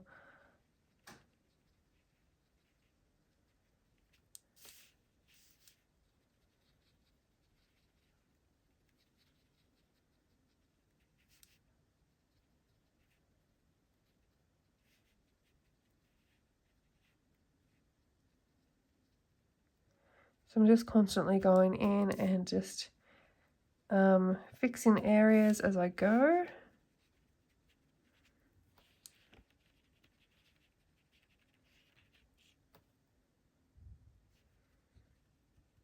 So bringing some of this lighter colour into that dark area so we don't have such a harsh transition, and bringing some of that darker colour out.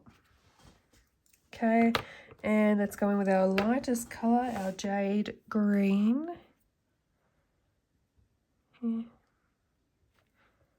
And I'll start here.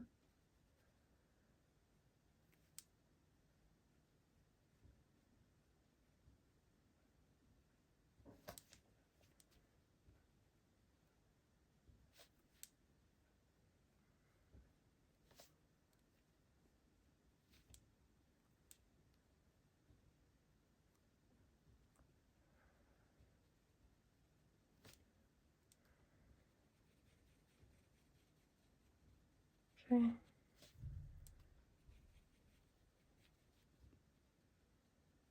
So we can blend them two in together.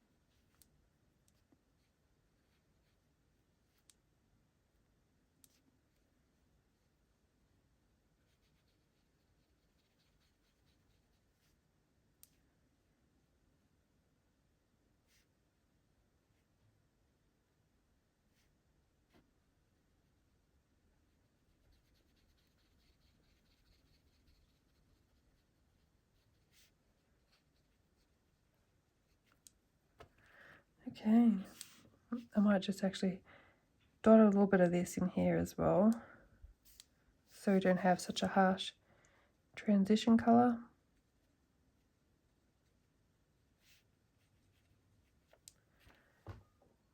Okay.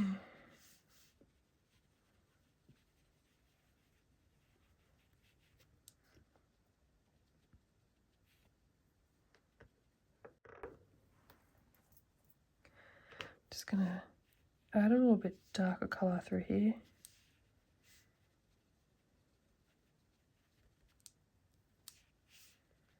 Just tapping that in there.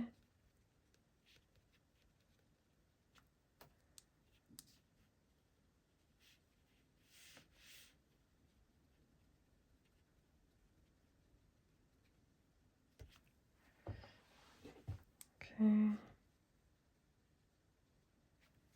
All right. So let's do this top half now. So we're going to do from here to this top corner, and then we'll do from there to that corner, and then split that side in half as well. So going in with our greenish blue, our darkest colour again, and just tap, tap, tap. Make sure you don't have too much water.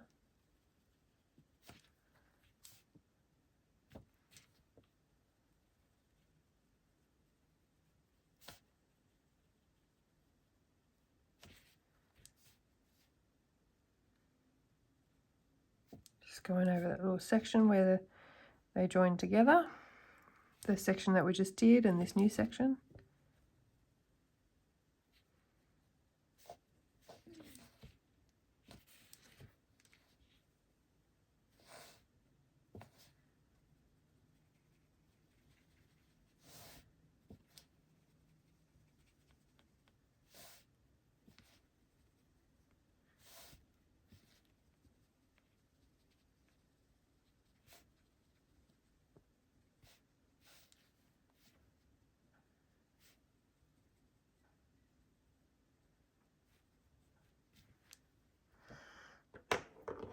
Okay, so next we're going to go in with phthalocyanine green.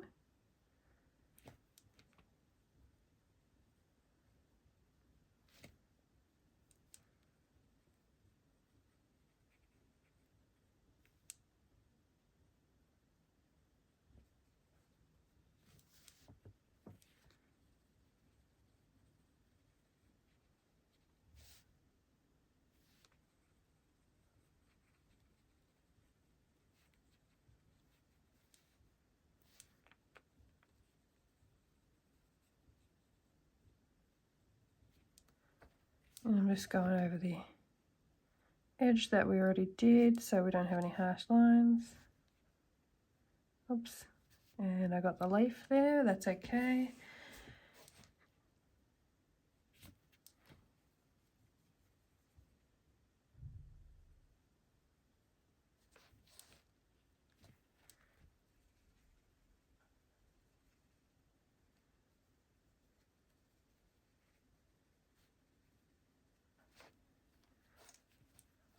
Okay, tap, tap, tap.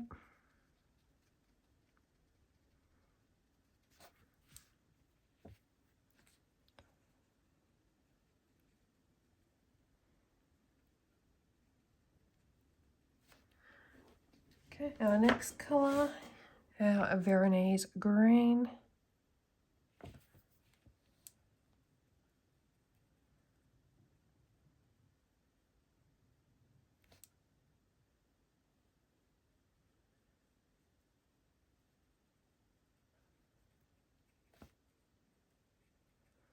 Smooth out that edge.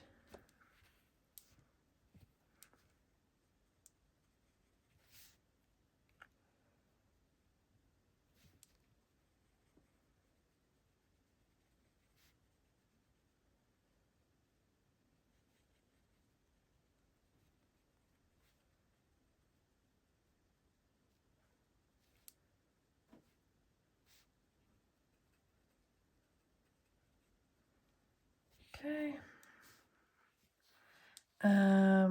I'm just going to put a little bit here, and then I'll use the lighter colour as well, just so it transitions nicely.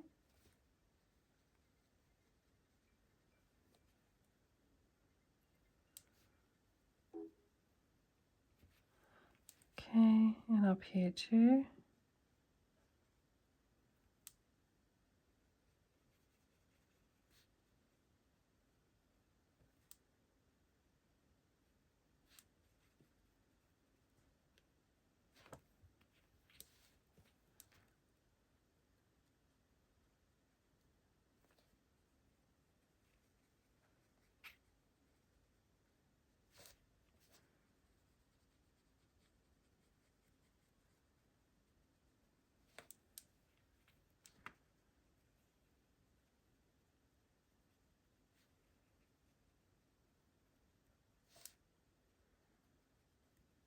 I'm going to spread in some of that darker colour in so it's not a harsh line.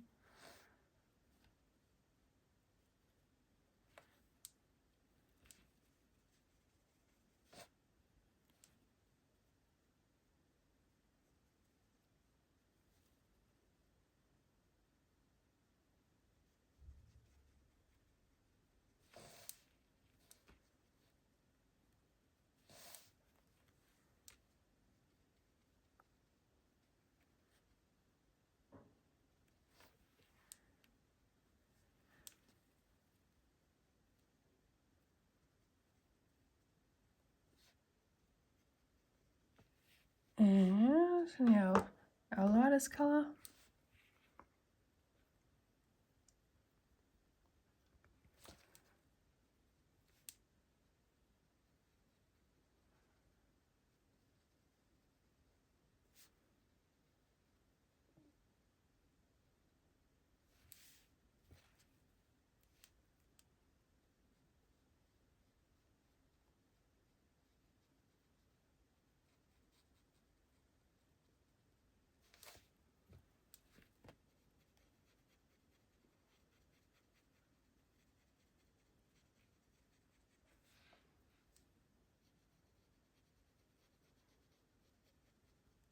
Okay. All right, so that is half of our page done, and you should be able to see the difference between this side and that side with the saturation levels.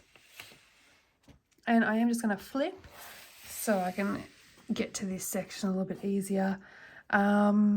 Because I flipped, it might work from there to there actually, just to make it easier on my hands, because this will be getting dry now.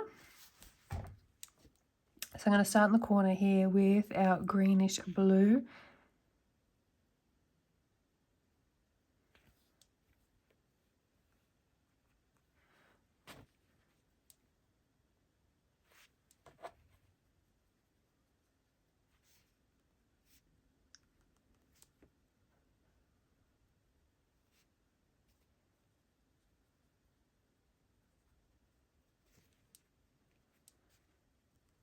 Okay.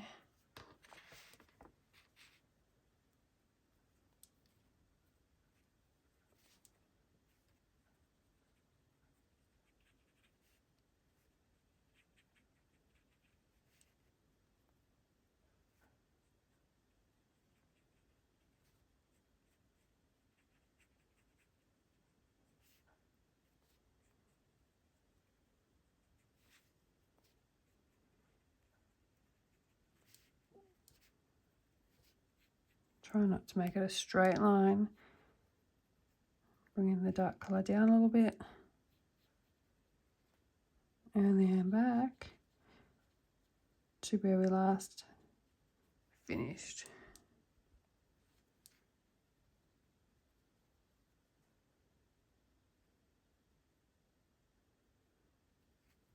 Okay.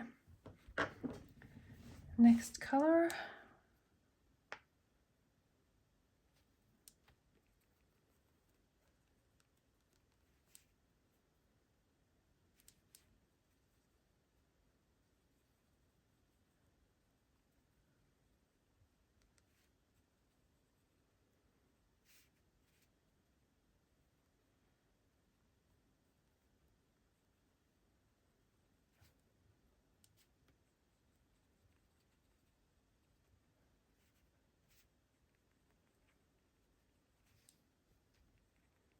So I'm doing the whole across the top because it is just such a small area. It's nice and quick rather than doing it in sections.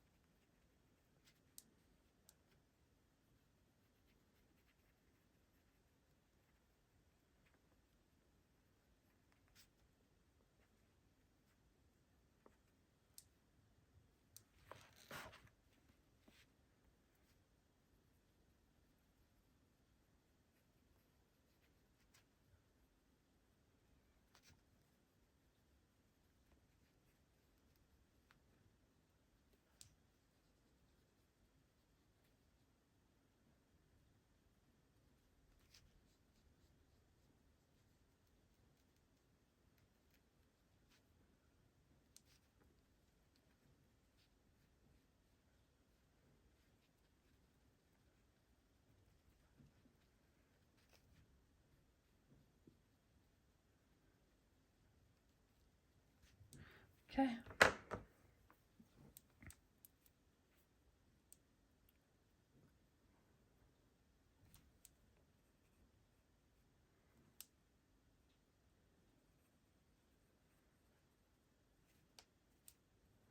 Just leaving a little bit of area there for the lightest colour.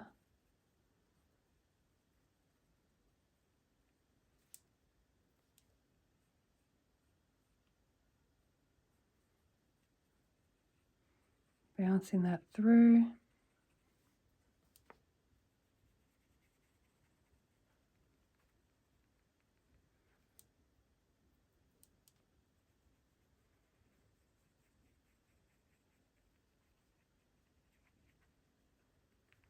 Okay.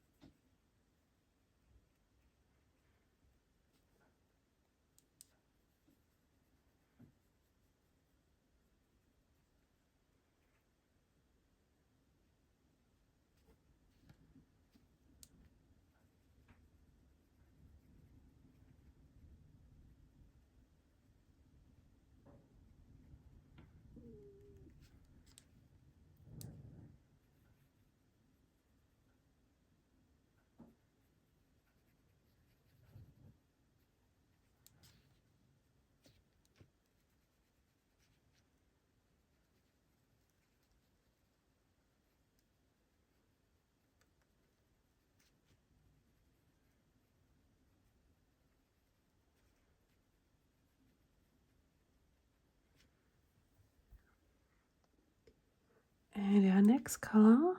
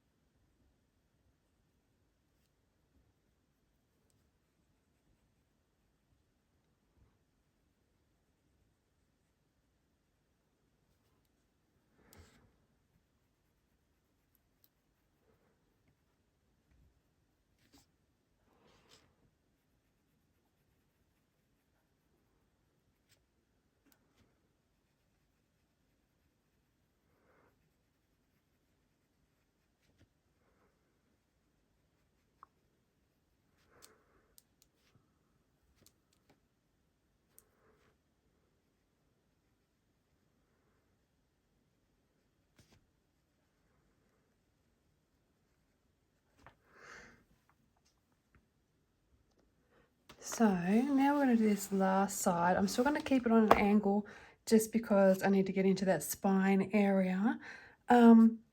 This is just a small bit, so I might actually do the entire side in one go rather than in sections. So darkest colour first.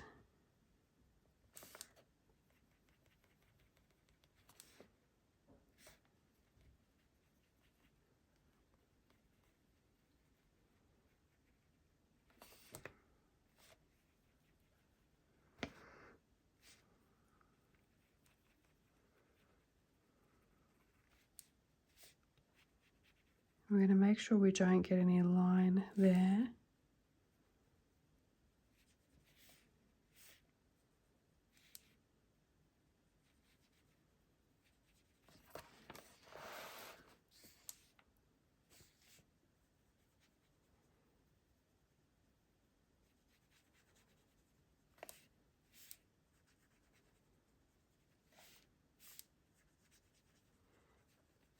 And it's going well. We're not getting any line, which is good. So like I said, you can always fix that up as you're going in with your layers.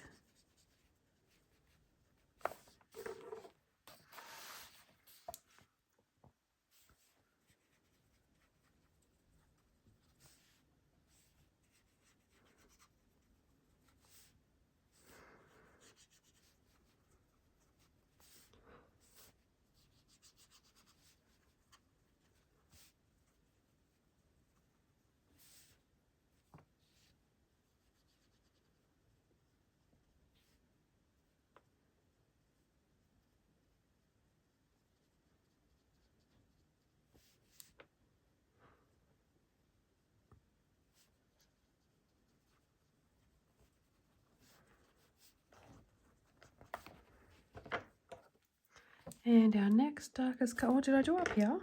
Yeah, I did. Okay, our next darkest colour. Oh, I can see there's a little gap here too.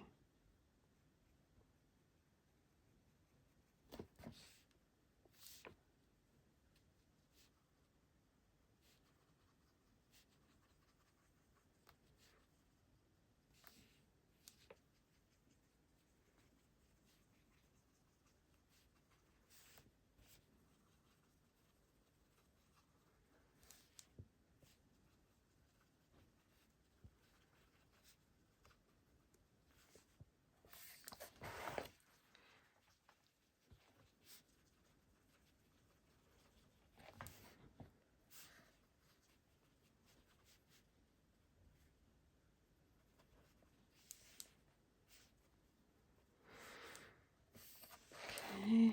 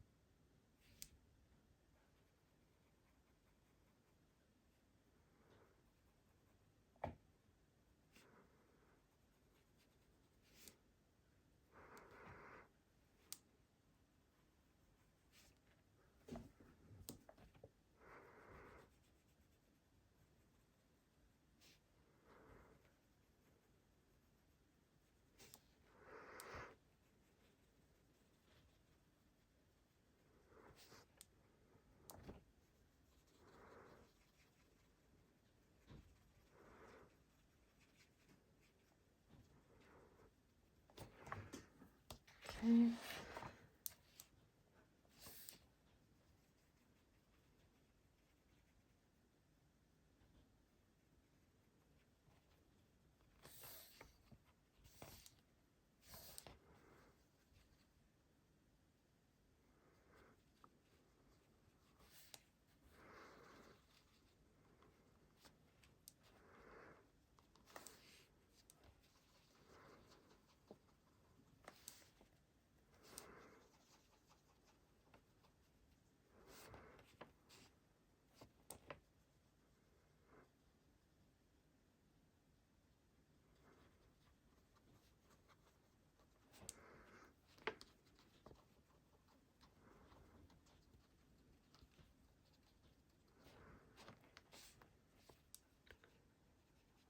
Let's bring some more down here. And let's go in with our lightest colour again. And we're almost done.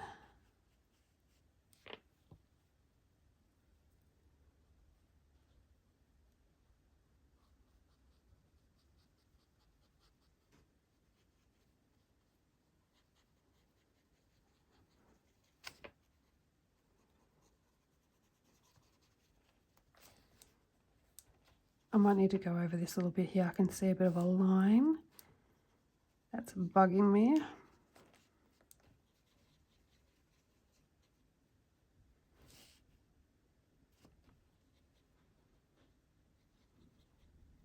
So you can see how taking it from the side here is keeping the point, which means less sharpening, which is always good.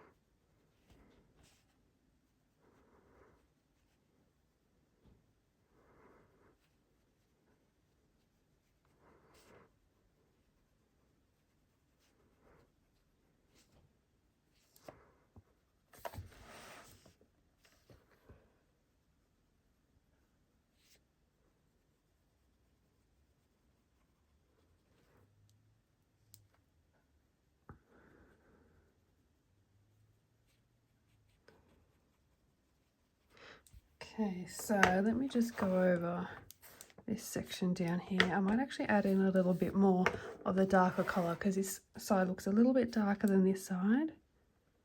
So we'll just saturate our brush again and go back in. Oh, I've got to get into that tiny spot. There we go.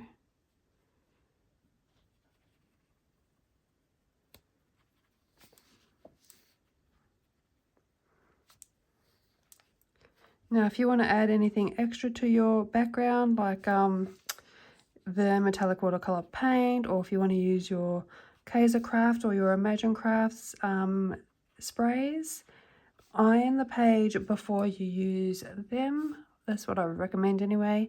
You can do it after, but I prefer to do it beforehand.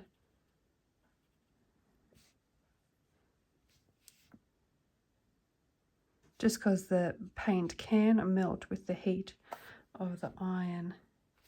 Okay, so let's go back in with this one.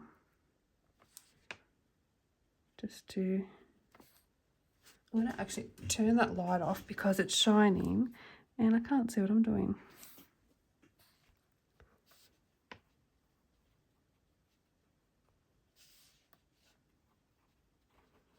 Okay, I don't want it to be so straight, so I'm going to bring bits of it out like this.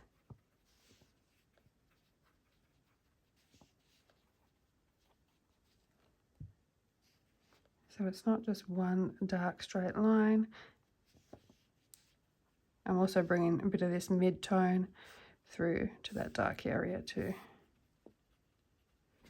Okay, now I'm just going to go back in with this one again, just to blend out that edge now.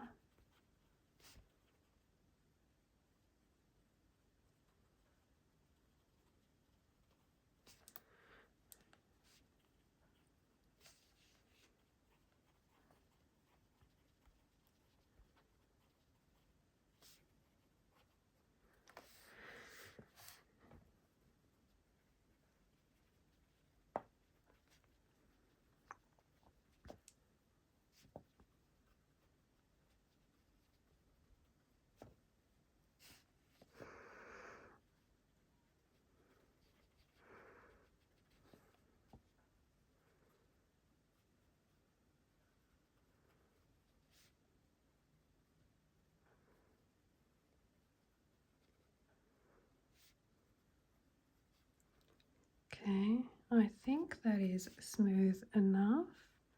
Let me just flip her around now so I can have a look, see if there's anything else I want to change. So yeah, I just want to do, because see how this I made it go in and out? I just want to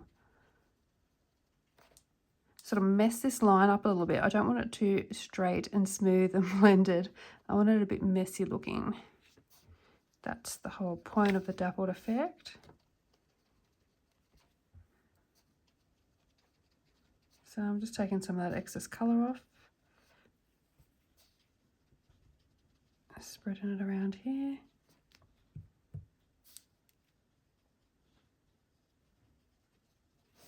Okay, I think that is how I want it. So now is the time to go iron if you want to iron before you add anything extra. And I'm just going to zoom you out so you can see the entire page.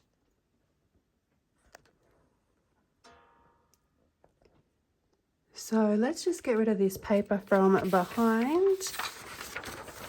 And I'm going to pull the washing tape off now. It should just come off really easily. There we go. Now I didn't get it the smoothest in there. Now that I can pull it apart a bit further. So you can go back in with your dark colour and your brush and clean that up, which I might actually do because we haven't gotten into this little section so well. And I'll just flip it over quickly. So you can see there, we are a little bit wonky and warped, but there's been no bleed through whatsoever.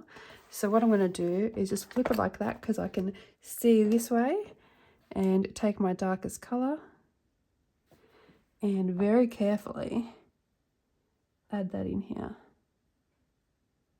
And I'm just going to go over the edge that's already there to spread it around. I mean, you can't really see in this gap, but I can, and it will bug me.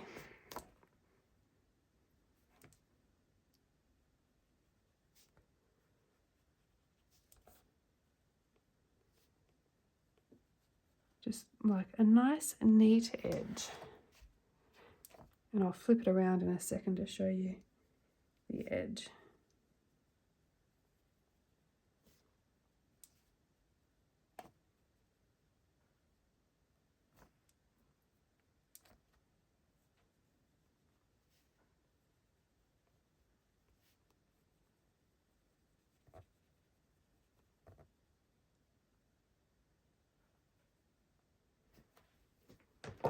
Okay, and as you can see there, it is fairly neat now.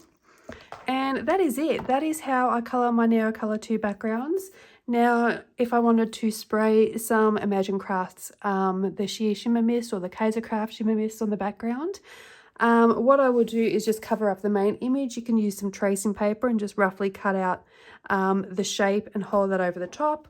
Sometimes I just use my cloths, and I'll just try and get a dry section, and I just sort of place them around like this, and I'll place another one here. So you've got most of the image covered, and then I spritz on the outside, and of course put a bit of paper here so you don't get it on this page. But I do that at the very end when all the elements are covered. But otherwise, that is how I colour my Neocolor II backgrounds. I hope you enjoyed this video. I hope it's useful, and I hope it all makes sense. Thank you so much for watching, and have a wonderful day. Bye for now.